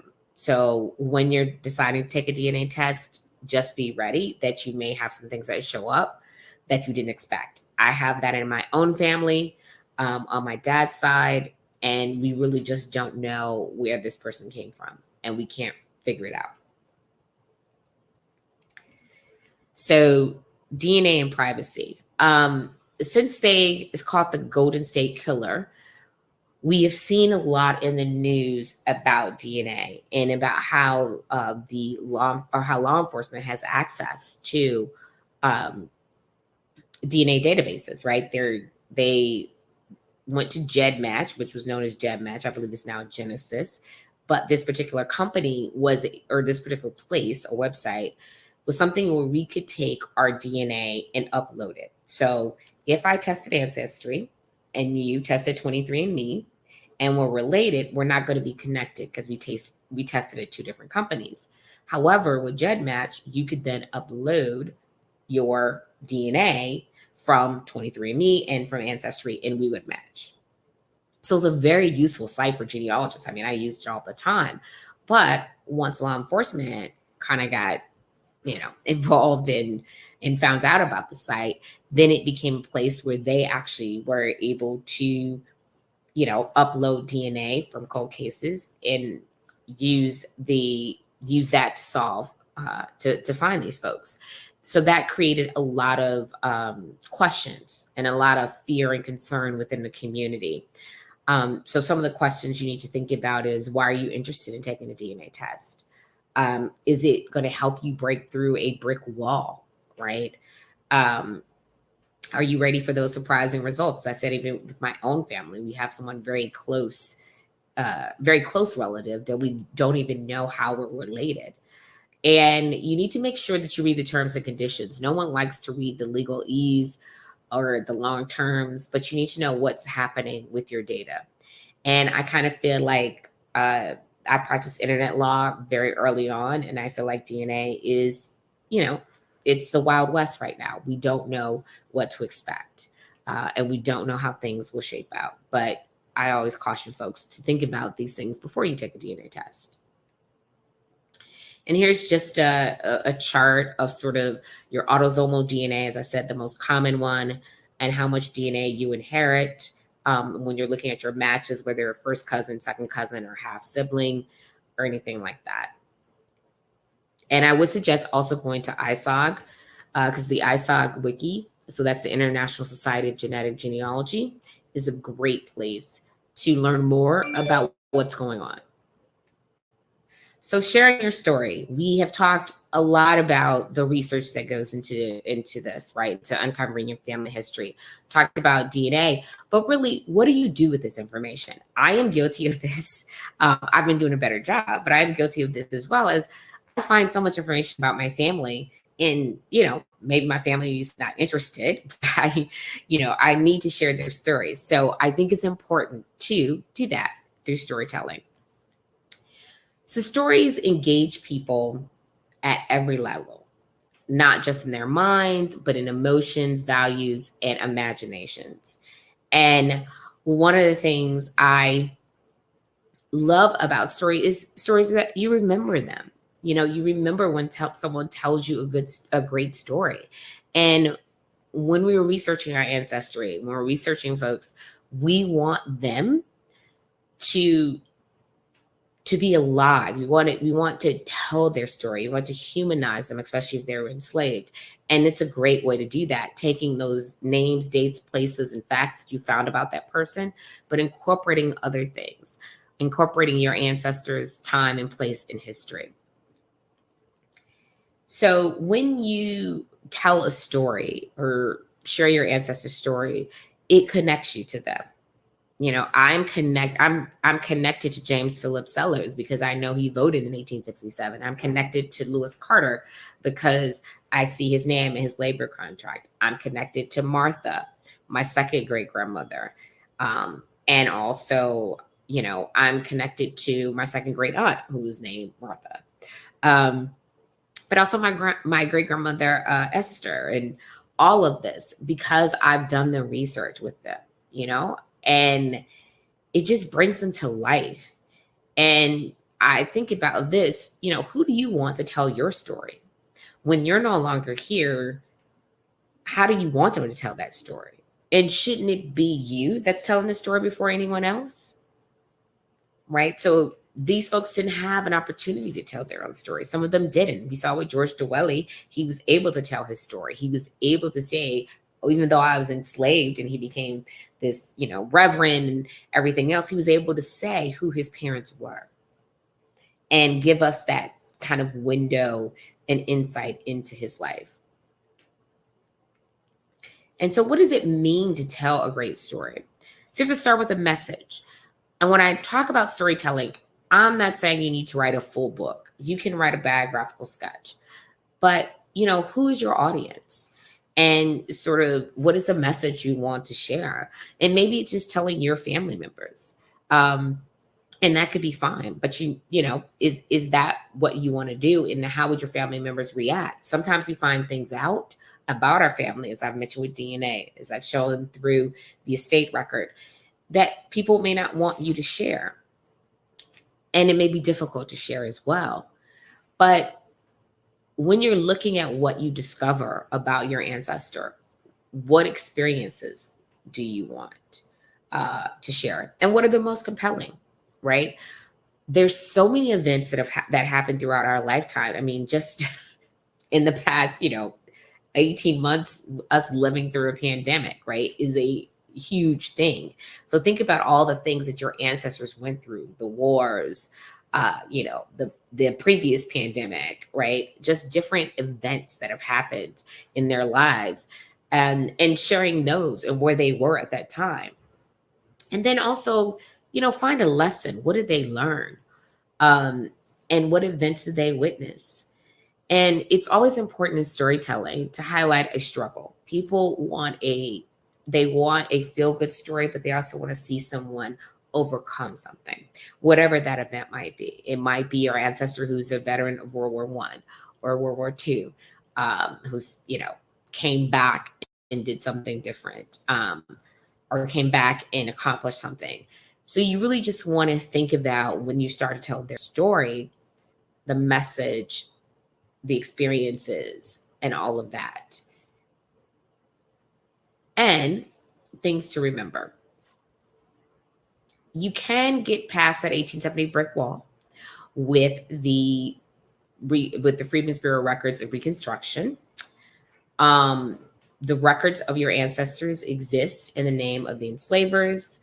I didn't mention this as much, but you do need to get to know the county where your ancestors lived and the community surrounding it. I did say neighboring counties, but you really need to know the county history, because county histories were written. And even though you may think, well, they didn't write about African Americans, sometimes they did. I have found JP, or James Hill Sellers, my third great grandfather, is mentioned in a county history for Culpeper County, which was one county over from Madison, where he lived in 1870. And then don't jump to conclusions. When you're doing research, especially if you're using Ancestry and you get the shaky leaf, that person may not be your person, right? You need to have a preponderance of evidence to show that that's actually your ancestor. And even though we're partially opening up, but and some things are still online as well, look for resources at your local libraries, historical societies, archives, universities, genealogical societies as well. And one thing you have to do is cite your sources. So even when you're recording that interview, even when you're looking at that documentation, you need to make sure or make note of where you got this information from. Okay. So when you go back to it years from now or 2 weeks from now, whenever it might be, you know exactly where you got it. And then you want to start your family tree online. You can do that with the Ancestry. You can buy genealogy software as well. There's Family Tree Maker, Mac Family Tree, all of that. And don't believe everything you see on the internet.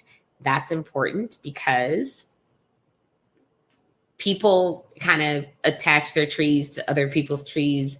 And then what you have with that is folks having the father die before the son is born, or the son is actually the father. And there's all types of mess that happens. So what you want to do is independently verify all of your information. And I strongly suggest not attaching your tree to someone else's tree. That, to me, and that especially whether it's on any internet site that you're using, I see this a lot on Ancestry, but that's extremely important. So hopefully today you have gotten some insightful information to help you get inspired and started researching your family tree. And thank you so much.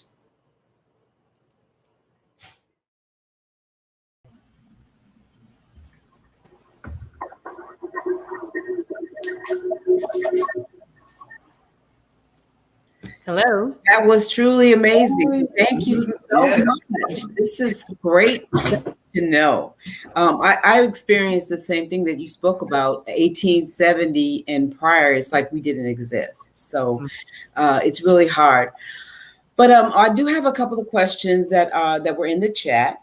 And the first one is about military records and how we can use the military records, the value of the military records of our ancestors in the Civil War and their service as Buffalo soldiers.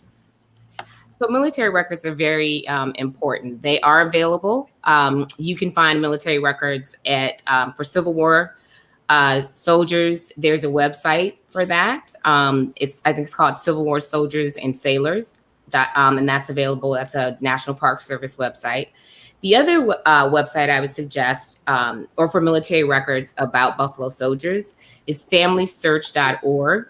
They have a wiki. So when you go to their page, click search, go to the wiki, and then look for Buffalo soldiers.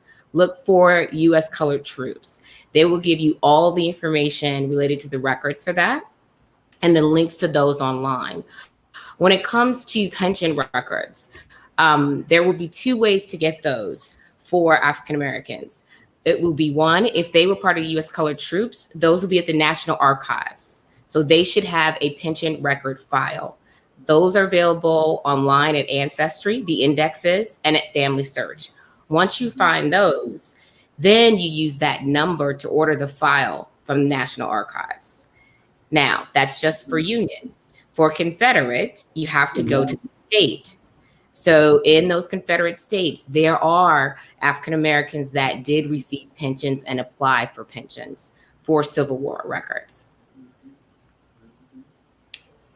Okay, great. Well, thanks for that.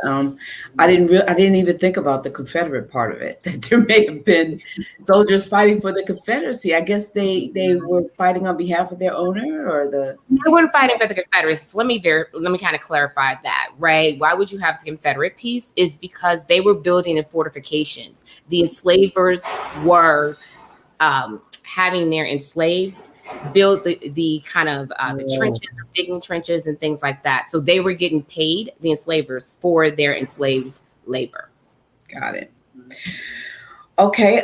Please, everybody, if you have questions, go ahead and put them in the chat. I have one other question is, can you discuss African ancestry DNA? And the comment is that it's a more expensive test, but you can connect directly to your African ancestors. Ooh.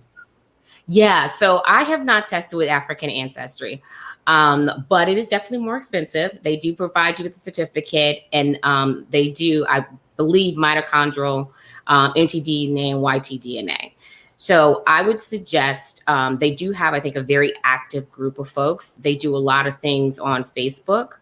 But I would try them out, especially for Y-DNA, as I mentioned during the presentation, if that you're looking for your paternal side or your surname or something like that, or tracing the ancestry of that. And if you want to pinpoint exactly where your ancestors were, what tribe, then I would definitely use them. But I personally have not used them originally because it was too expensive, to be quite honest. So that was my experience, but I may go back and do that. Yeah, because it looks like when you do the ancestry.com, it looks as if we all came from the corner, and are part of the Bantu tribe. It's like it really doesn't differentiate. Right. It doesn't. And the difference with ancestry is that that's autosomal DNA, as I said in the presentation, which is 50% from your mom, 50% from your dad, right? That's going to be a very different test. And they're basing you on the folks that are in their database. Right. So all the individuals that have tested, they'll give you those cousin matches. They'll put you in these different groups. When it comes to DNA, I know personally, I am in a group of folks that came from, I think it's the Louisiana-Arkansas border on my dad's side, and then early Virginia settlers on my mom's side. Right. So they do try to put us in these subgroups, or early Virginia African-American and something like that, on Ancestry. And they're the only one that does that, I think. Okay. So with the AfricanAncestry.com, is that where you get, did you say that that's where you get the mitochondrial DNA? Mm-hmm. mtDNA and yDNA, excuse me. And they also provide a certificate that will tell you exactly kind of what your haplogroup is.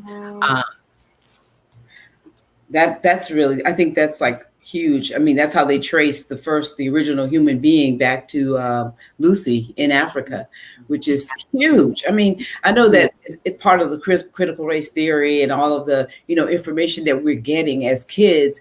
It isn't all told. It's not expressed. They don't share it. And it's like the two speakers before you were talking about the 1619 Project and how, sort of talked about our contributions way back to 1619. And so we just have to get back to that. Now, speaking of the 1619 and the slave trade, what records could possibly be found on the slave ship inventories or the sales of the slave sales? Yeah. So with the transatlantic slave trade, there is a website called slavevoyages.org. Okay, so slavevoyages.org tracks as much as they can the enslaved individuals or the slave ships, right, that were kind of part of that trade. I believe that some of the data in slavevoyages.org was used. If you've been to the museum in DC, and if you've been, if you go downstairs first, go down below first as opposed to going up, then you'll see the numbers of kind of the numbers of enslaved that were sent to various places. And then who was involved as far as the Portuguese or the Dutch, Portuguese, Spanish, English, and all of that. A lot of that data came from slavevoyages.org. And I believe that project started out at Emory University. Now, the other part of that, the question around basically getting like bills of sale, or how do you figure out Yes. So most of the time, when we know that, I believe more than 45% of the Africans soon to be enslaved came through Charleston, South Carolina, which is why they're building a new museum there. There are some records related to the transatlantic slave trade, both in the UK and in the US. Those records with bills of sale are typically going to be in a courthouse, but if you're talking that early in the process or that early in the trade, a lot of that stuff you might find at institutions. And those institutions include higher education, so colleges and universities. You might find it at some historical societies or maybe like a state library. I personally haven't delved that far back, right? I know some people who have. There is a book called I think it's The First Africans of Virginia. I know it's by Rick Murphy. So Rick Murphy wrote it. And he really documents he's kind of starting society based on that research. So he really goes far back, kind of to the first Africans here. As it relates to 1619 Project, I always say this. The funny thing about it for me is I was part of that project. But I was the least controversial part of the project because I did the genealogy for the Howard University law students. So people typically get to the front and they never get to me because I'm the last part of the project, which is fine with me because I don't need that type of attention. So, but those records are available. Okay, well, how about the Native American part of our genealogy? Because there's so many of us, we hear rumors about, my great granddaddy was Sioux Indian or Blackfoot, or, I've heard that in my family, but I have absolutely no indicator that that is true. So how do you find those? Well, I mean, we all heard the high cheekbones, the two braids, frog hair. I mean, that was on Anna, okay? Great on Anna. So, exactly. So a way to find that out and confirm it is obviously do DNA tests, right? So doing a DNA test to show the percentages of it. Some family lore, but there's a woman who's Angela Walton Raji. And I think her last name is spelled Raji. I don't want to I have her book like right next to me, but she wrote a book and she focuses primarily on African American and Native American ancestral research. She grew up in Oklahoma.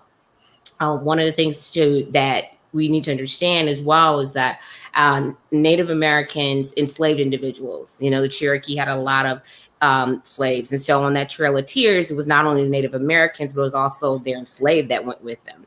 So that's something to look at, the forcible removal.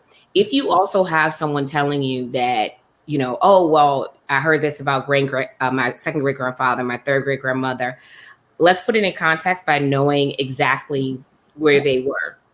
Were they in Mississippi? Were they in Georgia? Were they in Alabama? Which counties were they in? What tribes were there, right? So when you're doing genealogy research, it's really all around or all about understanding the county, understanding the state, understanding the time period, because it's history as well. It is truly that. And in fact, when I was researching my history, I have what you said earlier about the names being spelled differently. Mm-hmm. I have my name is Bryant, but it's spelled Briant in some places. It's spelled, completely bizarre ways, especially when you're talking about far back. So any other questions okay, I see Lynette waving her hand furiously. Go ahead, Lynette. Yeah, I'm gonna go. The Reverend Debaye had a question also, so I'm gonna let her go first, and then I'll ask my question. Oh, okay. Go ahead. Well, Sister Sheila went into my territory. Okay. With what she was talking about. Both my grandmother and my grandfather had the same name, Cooper. Mm-hmm. And they were born on different plantations. And my children, when they started working on their studies in school and everything, was told that the name that the people had was an indication of what the occupation or the service area was of the family where they lived. So if the name was Cooper, they raised chickens like in chicken coops, which I didn't like too much because I always thought of myself as a little bit better. But if somebody's name like Black, then they were, part of a blacksmith or that kind of thing. Have you found anything like that in your studies? I have not. I mean, as far as surname studies are, or understanding the history or the meaning behind your name, I think Ancestry offers like something where you can just find that out, right? So you can type in your last name and you can see how many Coopers there were throughout a certain time period. Like, let's say from like 1790, I'm thinking they're using census data. So 1790 to like 1940. I haven't heard coop and chicken coop, or coop meaning they raise chickens. That was a first. Like that. So I'm a little suspect of that, but I don't know before. Well, my grandfather did raise a few chicken on the farm. But I'm sure a lot of people did. So I will look into that. I will look into that. Thank you.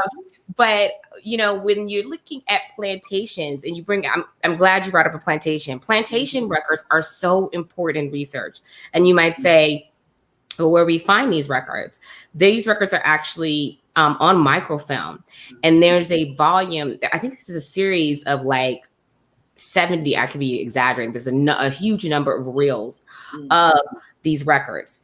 And these records are important because it's like they document the Southern plantations, their family papers. So if you say, for example, the plantation name, right? Or you had something about, I believe the last enslaver was Walter Cooper.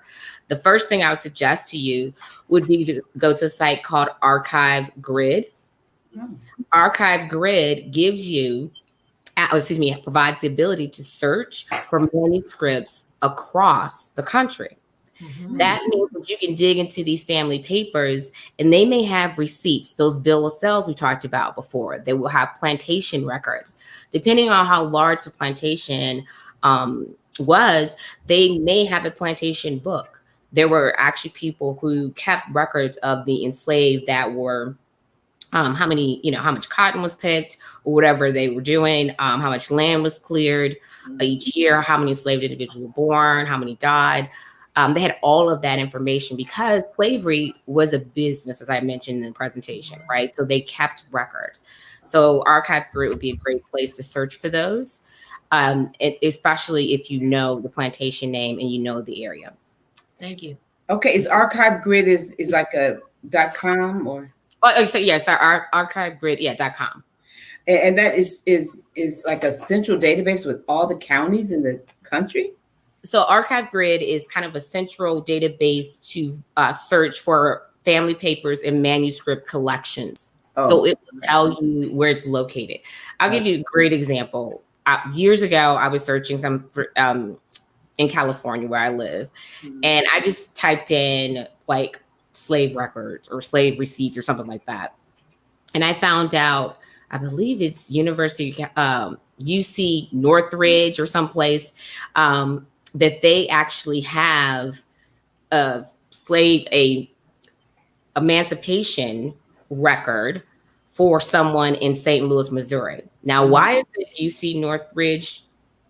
I have no idea, but you'll be able to find that out by, being able to go to those records. And once you get to those collections, make sure you look at the finding aids. The finding aids are critical. A lot of times we don't like to read instructions. I'm one of those people. So going to the finding aid will tell you what is in part of the collection and how you can access it as well.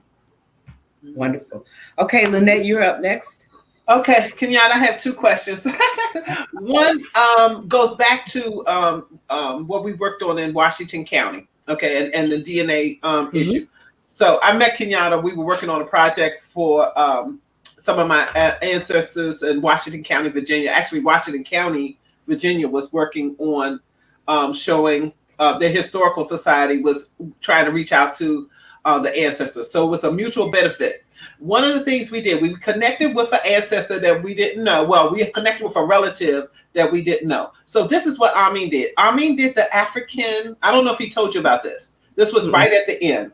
So Amin did the African DNA on this relative, because this relative is the only one that is from my father's maternal side that's left. And it came back Middle East. What? So like it came back, it didn't even come back with African. It came back Middle East. We were like, okay, so now it's a whole nother mystery. And we don't know, I don't know where to start. Like, you know, like Middle East?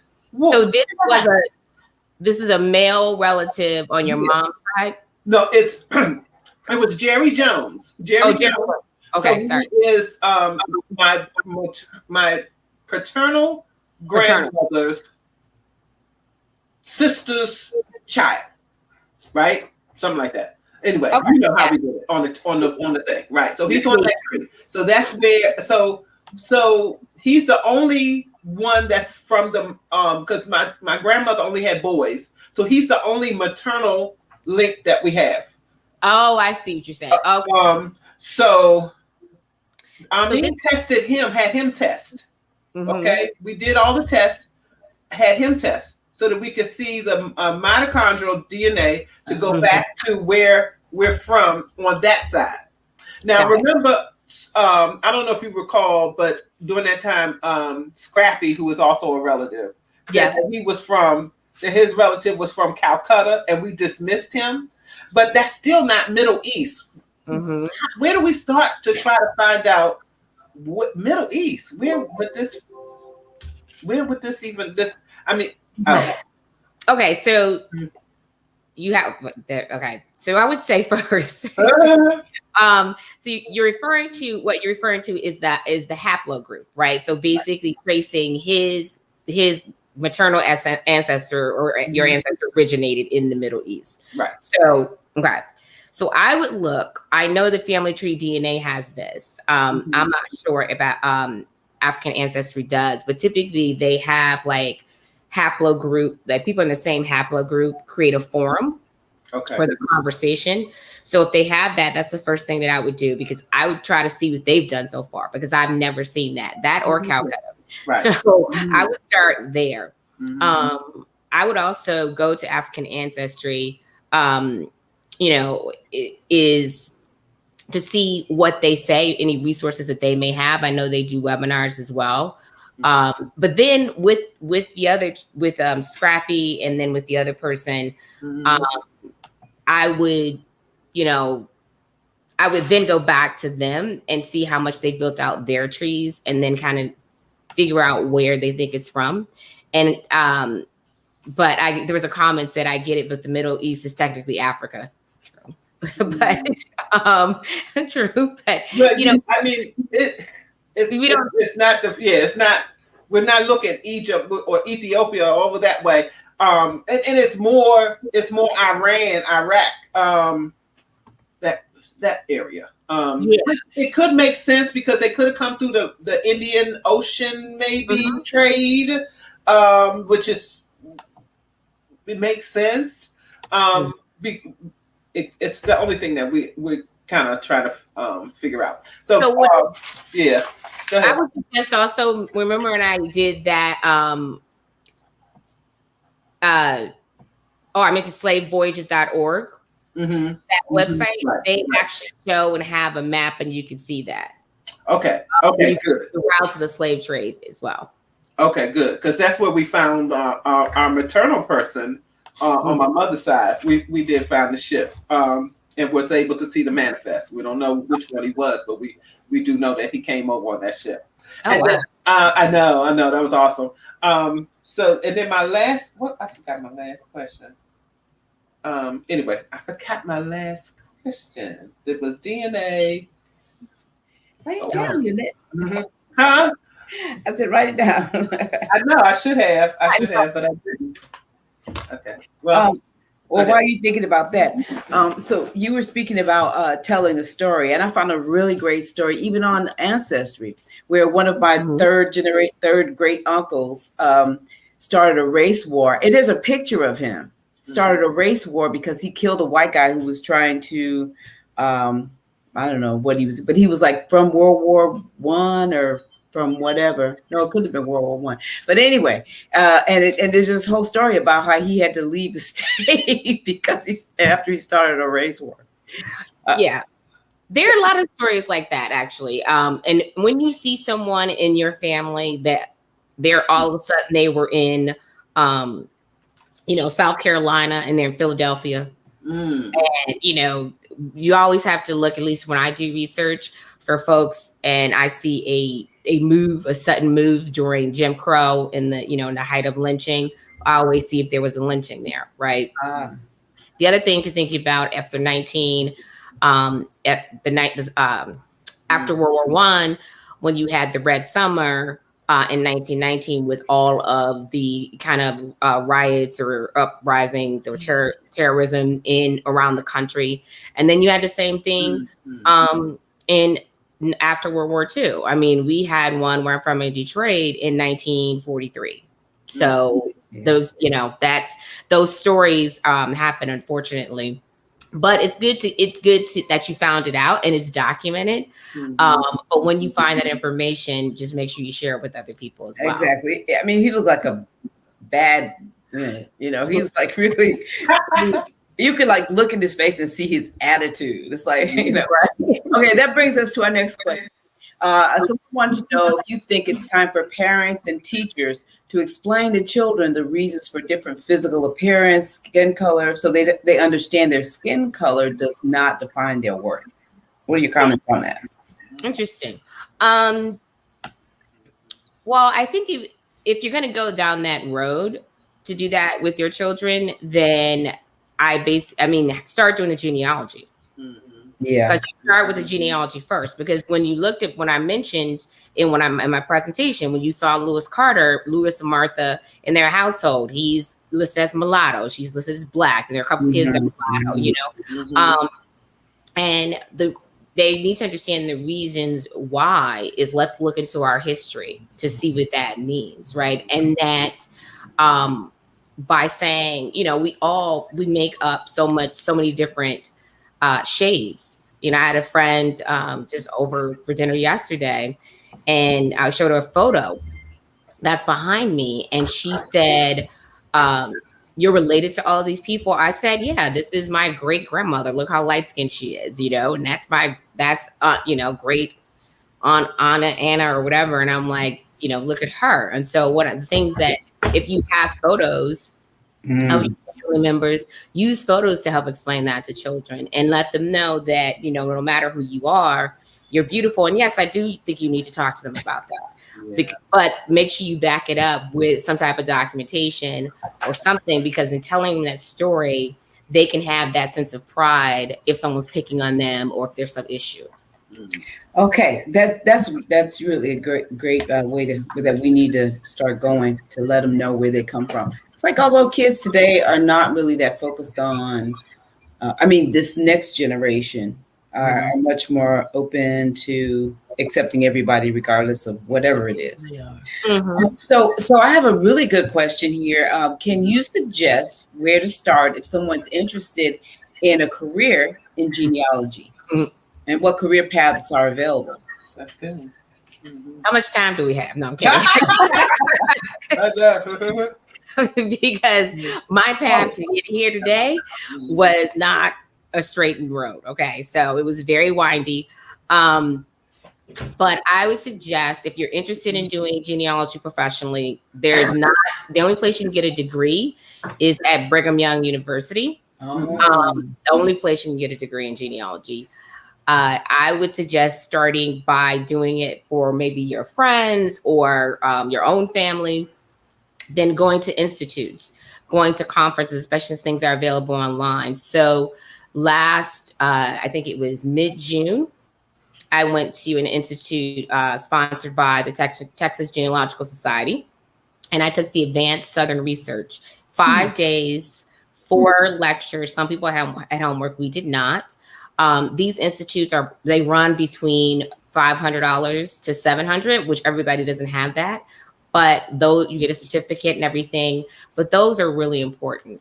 Another one is SLIG, which is a Salt Lake Institute of Genealogy.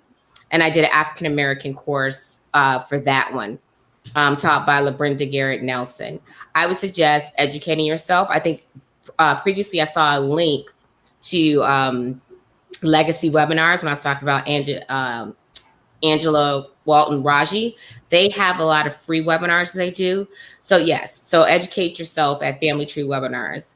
And then the other thing I would suggest is make sure you have a business plan. It's not easy at all. You see me sweating talking about it because this is just the anxiety coming out at me from all the stuff I had to do. I had to write a book, you know, I had to create a podcast. I mean, it's been a 20-year journey. So educate yourself first and then create a business plan for sure. Awesome. That's good. I remember my question. Oh, you remembered your question. and Kenyatta's probably going to laugh, but you know it's my favorite subject, Kenyatta. Oh, Lordy. Okay, reparations. Reparations. She knows. Okay, so I want to talk about how to document your or what records are important for documenting your ancestors that were enslaved, and so that we would be able to justify if the reparations come, we have to justify it. So and I keep speaking it into existence. See, I keep speaking it. So I know that we talked about a lot about the records and certifying the records, and then we can't just go on the stories. But stories are hints, but we have to verify with the records. So can you talk about that a little bit, please? And reparations. And reparations. Okay, so there's a lot going on. Reparations. Again, give me another question to make me sweat as I do this. But, with reparations, I definitely, it is something for the documentation. You would have, okay, so you would use the same stuff you use in genealogy to find out who the last enslaver is. That would be the bills of sale. That would also be the records, like the plantation records. But I think here, the structure of reparations is really the key thing, because some folks, in California, I know there's a committee to study reparations. I believe there's a town in North Carolina where they decided to get reparations, but there's also debate around who should get the reparations. So there's it's very complex, a lot of murky waters here, right? But I would say that you would need to, one, kind of ask yourself, we know why we want reparations, but what area are you looking at? Are you looking in Virginia, North Carolina, South Carolina? Have they done anything about reparations? Have they made a statement about it? Then for the documentation, what you're going to see, at least what I believe with this subject, is if you're looking at a family, right? Let's say the Carters of Virginia, or, the Simpkins of South Carolina, or whatever, then, getting the documentation to prove that they enslaved your ancestor is kind of going through that genealogy research process. But what if some of that documentation is only available in the hands of someone who is descended from the enslaver? Okay. So now the person who has the information may withhold that, who has that information may withhold it for fear that the reparations are not just going to be a governmental thing, but something that maybe you want, not that, I don't know, you could, but you know what I'm saying? Like you could come after them personally.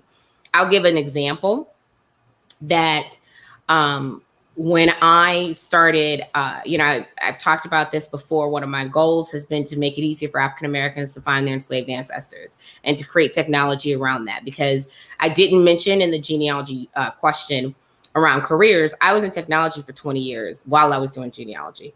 So I understand technology really well.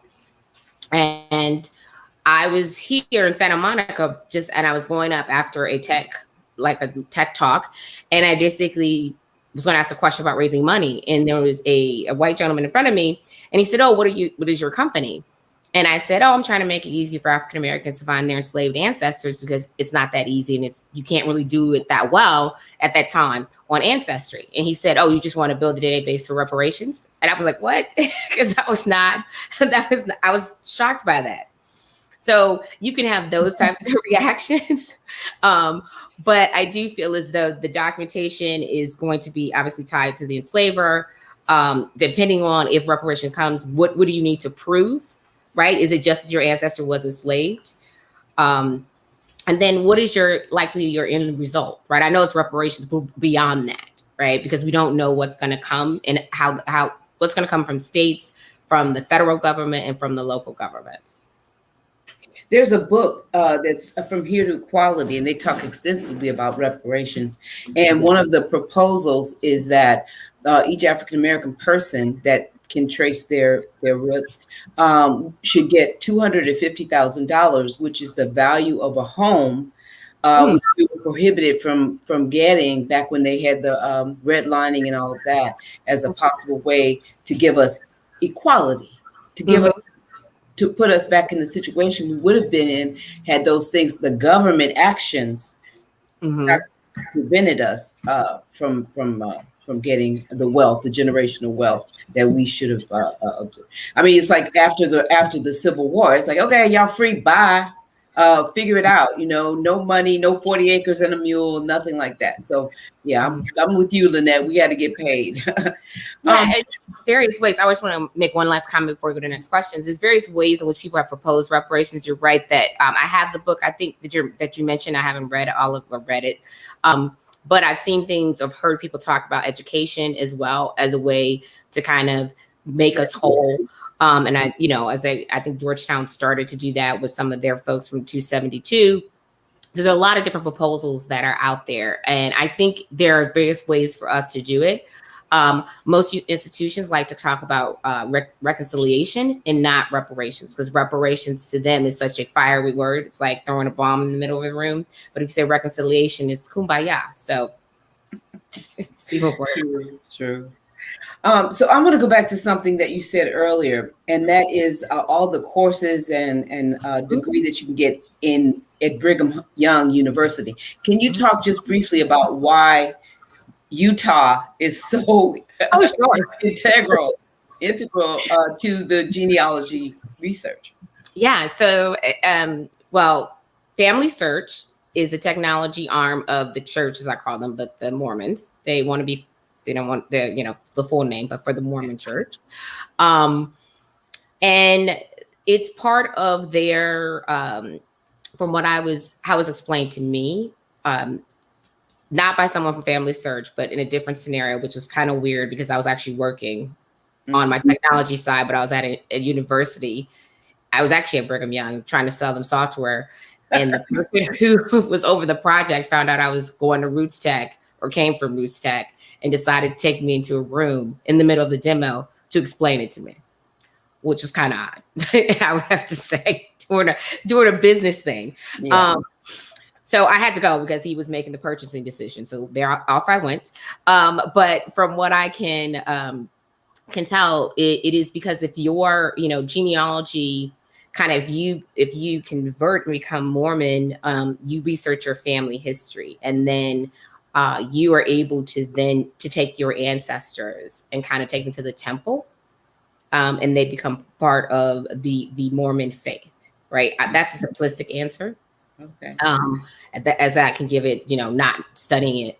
But because of that, they have built a family history library that I've been to many, many times. That's a fantastic resource. FamilySearch.org is a fantastic resource.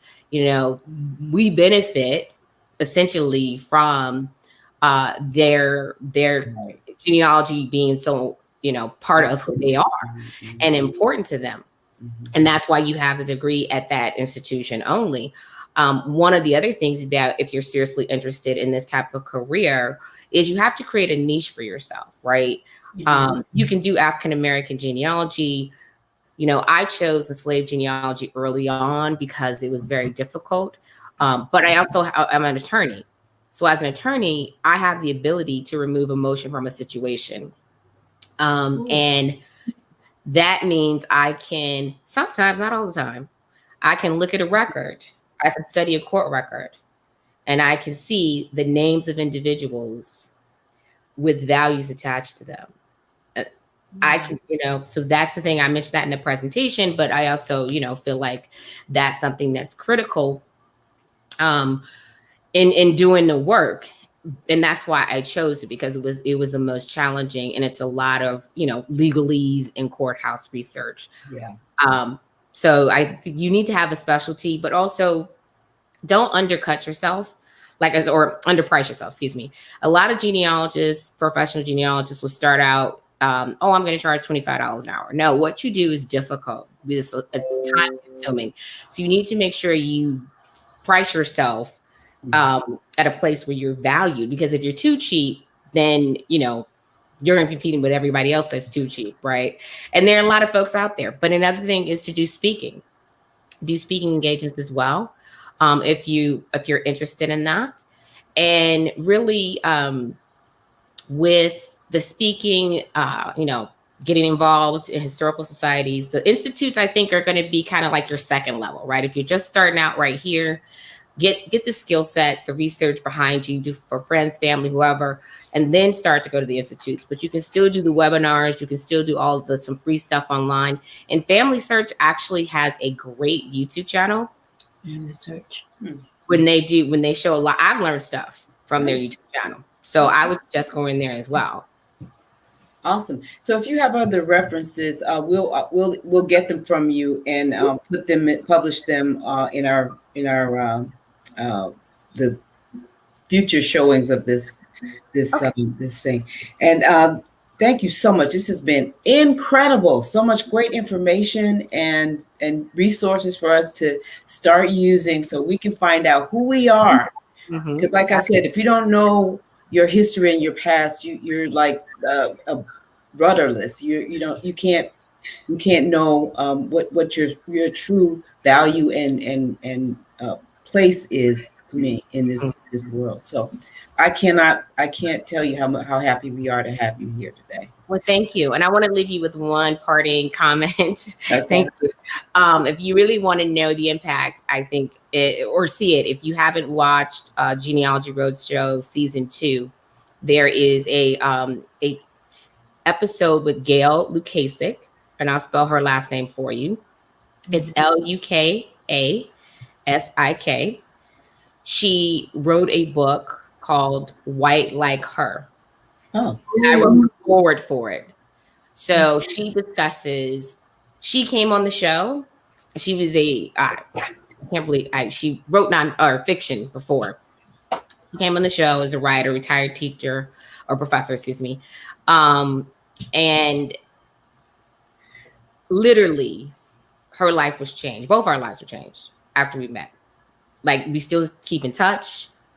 We have the same publisher, the same literary agent, and it was all because she came on the show. Wow. I won't give away the ending, but what led to her book. And so I would suggest, if you really want to understand the impact, watch that. And that's available on Amazon Prime. You can probably see a cut of it as well on YouTube. Wonderful. Thank you so much. And I just want to say to everybody who's listening, if you have questions about concerning the previous guests today, please go ahead and put them in the chat and we'll get answers for you. But again, let me thank you so much, Kenyatta, for being here. And with that, I will pass it to Miss Lynette. Okay, great. Mm-hmm. Thank you, Kenyatta. I want to thank you. Thank all our speakers. Thank Dr. Rashawn Ray and Dr. Roger Davidson. But thank you, Kenyatta, for pushing through. The name of our program today is called Resilient Roots. And I want you to know that you've shown resiliency today. Thank you. Showing up and showing strong in spite, what you're going through. And that's an awesome thing. But, as women, especially as Black women, the queens, we show up. We know how to do it. So I thank you. I thank you for your time. I thank you for your expertise. I think you're wonderful. I always have. So I'm going to give you closing remarks, and then we're going to close out in prayer. I wanted to start to just let you all know that this conversation, Coffee and Conversations, we did it in person. We're trying to move now or reimagine what Coffee and Conversations looks like in a virtual environment. So this is our first virtual event. We do want to get your feedback. We know it was long, it was a lot of things, but we're trying to reimagine what this ministry or what this programming looks like in a virtual format. So please provide your feedback. I believe that this particular topic is what we needed to start with, because right now, in this time, in this day and age, right now, we're at a Sankofa moment. We're at a Sankofa moment. Sankofa moments means that you should look back to see where you're going forward. We need to push forward. There's a lot of things going on. We're in the middle of a pandemic. All that's going on with civil unrest, police brutality, and social justice, and things that are going on internationally, globally, Haiti, Afghanistan, all of that. This is not anything new. The Bible says that there's nothing new under the sun, but we can find ways to move forward and to overcome by looking at where we've been and what we are. We took a look at the church. The church plays a significant role in all of this. If you notice in the documentary, it talked about us being a global church. We're already in Haiti. We're already there. Okay? It talks about us being a part of social justice.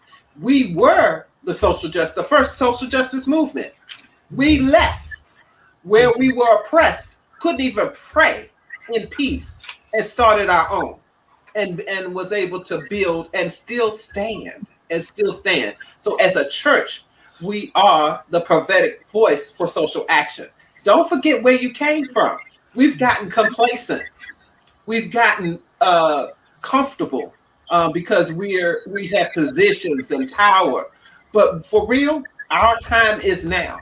Our time is now to speak up and to speak out and to call those things that are not as though they are, and to bind and loose on earth so that what is in heaven is on earth. Okay, we're kingdom moment right now. Okay, as the church, we need to stand. I'm sorry, I'm not gonna preach. Yes, you are. Go ahead and preach. Go ahead and preach, girl. I saw you, Reverend Amazing. We also looked at the community. We come from a resilient community. As African Americans, we are resilient. We've gone from 1619 to 2021. The 1619, those ancestors came on in August 1619. And today, August 21st, 2021, we're still here. And we're still contributing. And we still make America great. We make America great. Okay? And then finally, we look at our own family, who you are, where you came from, all of your part in the history of the church, your part in the history of the community, your family members did all of this. When we were doing the Washington, when I met Kenyatta, we were doing a project for Washington County, Virginia. I found that I was related to Hidden Figures, and I always wanted to know why I liked math. I found out we were related to that all of our people there, education was a key. Education was a key. They all went to they all went to school. They all went to they always stayed in school. They went to historically black colleges and universities. So the tradition was there, and we didn't even know it. I just didn't know. Like I'm pushing my daughter to go to HBCUs. My mother pushed me to a HBCU. We didn't know why it was this tradition. So all traditions aren't bad. So those are my closing remarks. Before I turn it over, I do have to say my thank yous. My thank yous. Thank you to all the people that have helped out putting this program together. It's a lot of work, y'all. So we have an excellent team.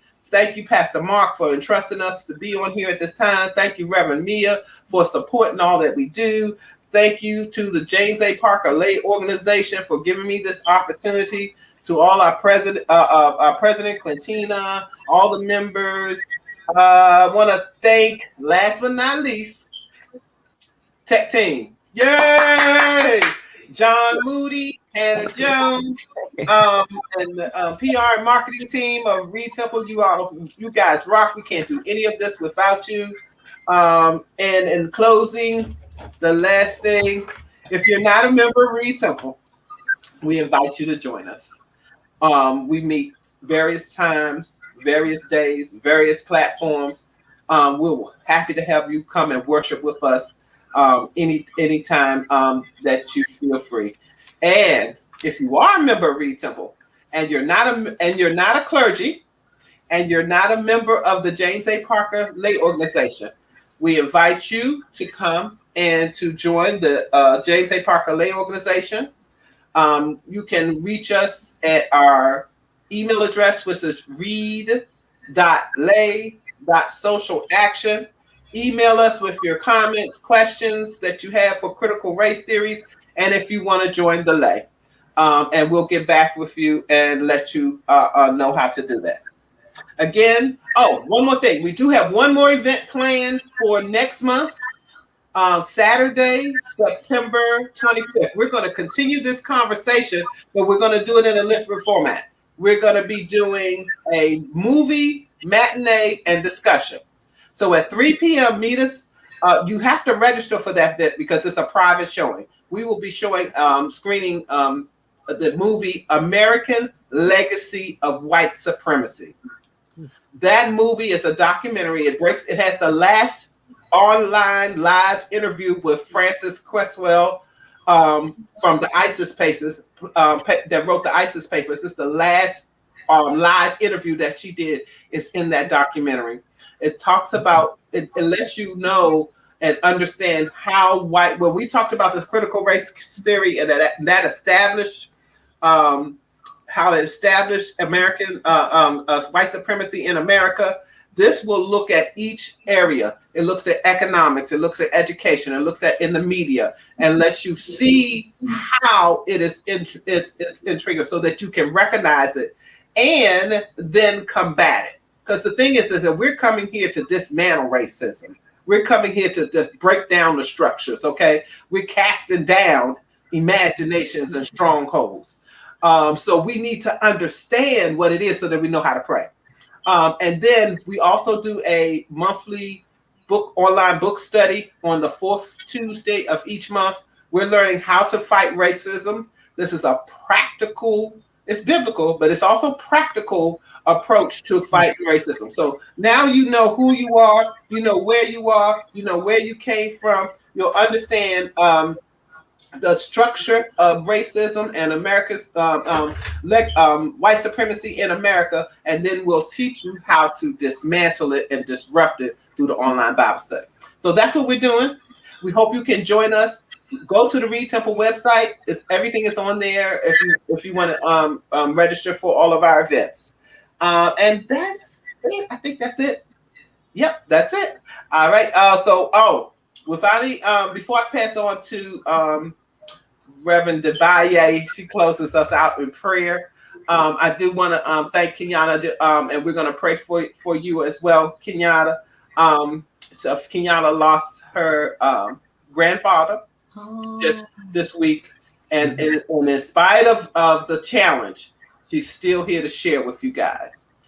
So we're truly grateful. And we're going to keep you in prayer, you and your family, and we're going to continue to pray. So with that, Reverend Debaye, I'm going to turn it over to you. And thank you so much.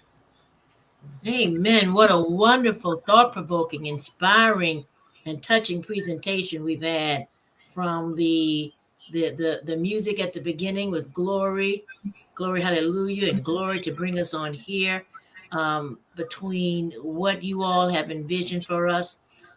Sister Quintina and Cheryl and Sheila and Lynette, you are really making it clear to us that we are more than just a church that sits on a hill and doesn't have a light, and that we're more about, praising God, that we're more about doing what God wants as well as praising God. I want to pray first for Sister Kenyatta, and then I'll just pray the general prayers. Our prayers are with you. I understand that this is your mother's father, and he passed on your mother's birthday. Mm-hmm. Yes. How is she doing? She's hanging in there. She's really strong. So she's very close to him. Talk to him 2 or 3 times a day. So I just talked to her this morning. But she's doing the best she can. I appreciate you guys praying for us and praying for her family and praying especially for her because she's the oldest and she has all the responsibility. Okay, we'll do that. Okay. Thank you for this opportunity to pray. Oh God, we come right now in the name of the one who is our liberator. We call him Jesus, who through his sacrifice showed us that there will always be struggle and that there would always be times when people would abandon us. And there would be always times of suffering and times also of being resurrected. And on this day, we come as a people who recognize that we have been resurrected multiple times from the worst experiences of hate and oppression and injustice. We thank you because we do have resilient roots. We thank you because we are rooted and grounded in who you are. And as Lavelle said on our comments, that we have roots that go back through Africa. And for that, we're grateful. We call on you, oh God, because we know you as the Alpha and the Omega, the beginning and the end, the God and the Father of Abraham, Isaac, and Jacob, and Richard and Morris and Fred and Martin. We know that you are the God of Sarah and Harriet and Sojourner and Rosa and Maxine, and the God of all the numerous known and unknown vessels of faith and freedom, liberation and love. God, we thank you because your power transcends race and culture, oppressive culture, or imbalanced politics. And your love goes beyond class and caste. Your love goes beyond gender and all of the isms and all of the ways people can discriminate against us. We thank you right now that you decided to bring forth a movement called African Methodism. And we know that it came from a small place, a place where people thought it was unnoticeable. But even in the midst of and in spite of injustices and injuries and inequalities, we are still here. And for that, we thank you. And for that, we thank you for bringing scholars to us to inundate us with the intellectual knowledge that we need to know to be strong and mighty people who recognize our history, who recognize the importance of teaching people about what race is all about and what racism is all about. And Father, in the name of Jesus, I come against every person who will try to discard and disregard the critical race theories that must be taught in our schools. God, people must know who we are. We must tell our story. God, I thank you right now that even through the Project 1619 and what Brother Ray Sean and Brother Davidson and Sister Jones brought forth from us was just the top of the iceberg of all of the information that you've been bringing forth through us, through our pain, through our suffering, through our struggles. We thank you, God, for using the James A. Parker lay organization and the lay organization of our church to inspire others to get involved in the actions and the activities of the African Methodist Episcopal Church movement. Thank you for letting us see the leaders of our church, some who have gone on to glory, even Reverend Clemente, who talked about how wonderful and awesome this is. God, we stand on the shoulders of giants. And we ask that you continue to help us to stay focused as we work together as lay and clergy to bring our communities together. Oh God, we ask that you use us as vessels of honor to do the work of ministry, to edify our people and to unify all people, to equip us to love one another. Oh God, Thank you for every opportunity that we have. And we thank you for opening up our eyes and touching our hearts and stimulating our minds and activating our bodies and beings to continue the legacy that before we be a slave, we be buried in our graves and go home to our Lord, oh my God, and be free. We thank you, God, and we just ask you to continue to equip us to stand boldly before the pharaohs of our time, to speak truth to power, but also to share love with each other. Let love lead us and guide us and strengthen us and empower us and encourage us. Oh God, we release ourselves into your divine care, because we know that no weapon formed against us shall prosper, and every tongue that rises in judgment against us, God, you will condemn. So continue to bless us to be a blessing. Continue to restore us so we can restore others. Continue to use us so we can help someone set free. Because if it had not been you on our side, had it not been for you on the side of our slave foremothers and forefathers or our ancestors in Africa, we would not be able to make it. So we thank you for putting that spirit of resilience in us. And we will not give up. We will not give up. We will grow stronger and better together. In your name, Jesus, we pray. And we say amen, amen, and amen. Hello, and welcome to the Reed Temple online worship service. We're glad to be at Reed Temple and so glad you decided to join us. Thank you.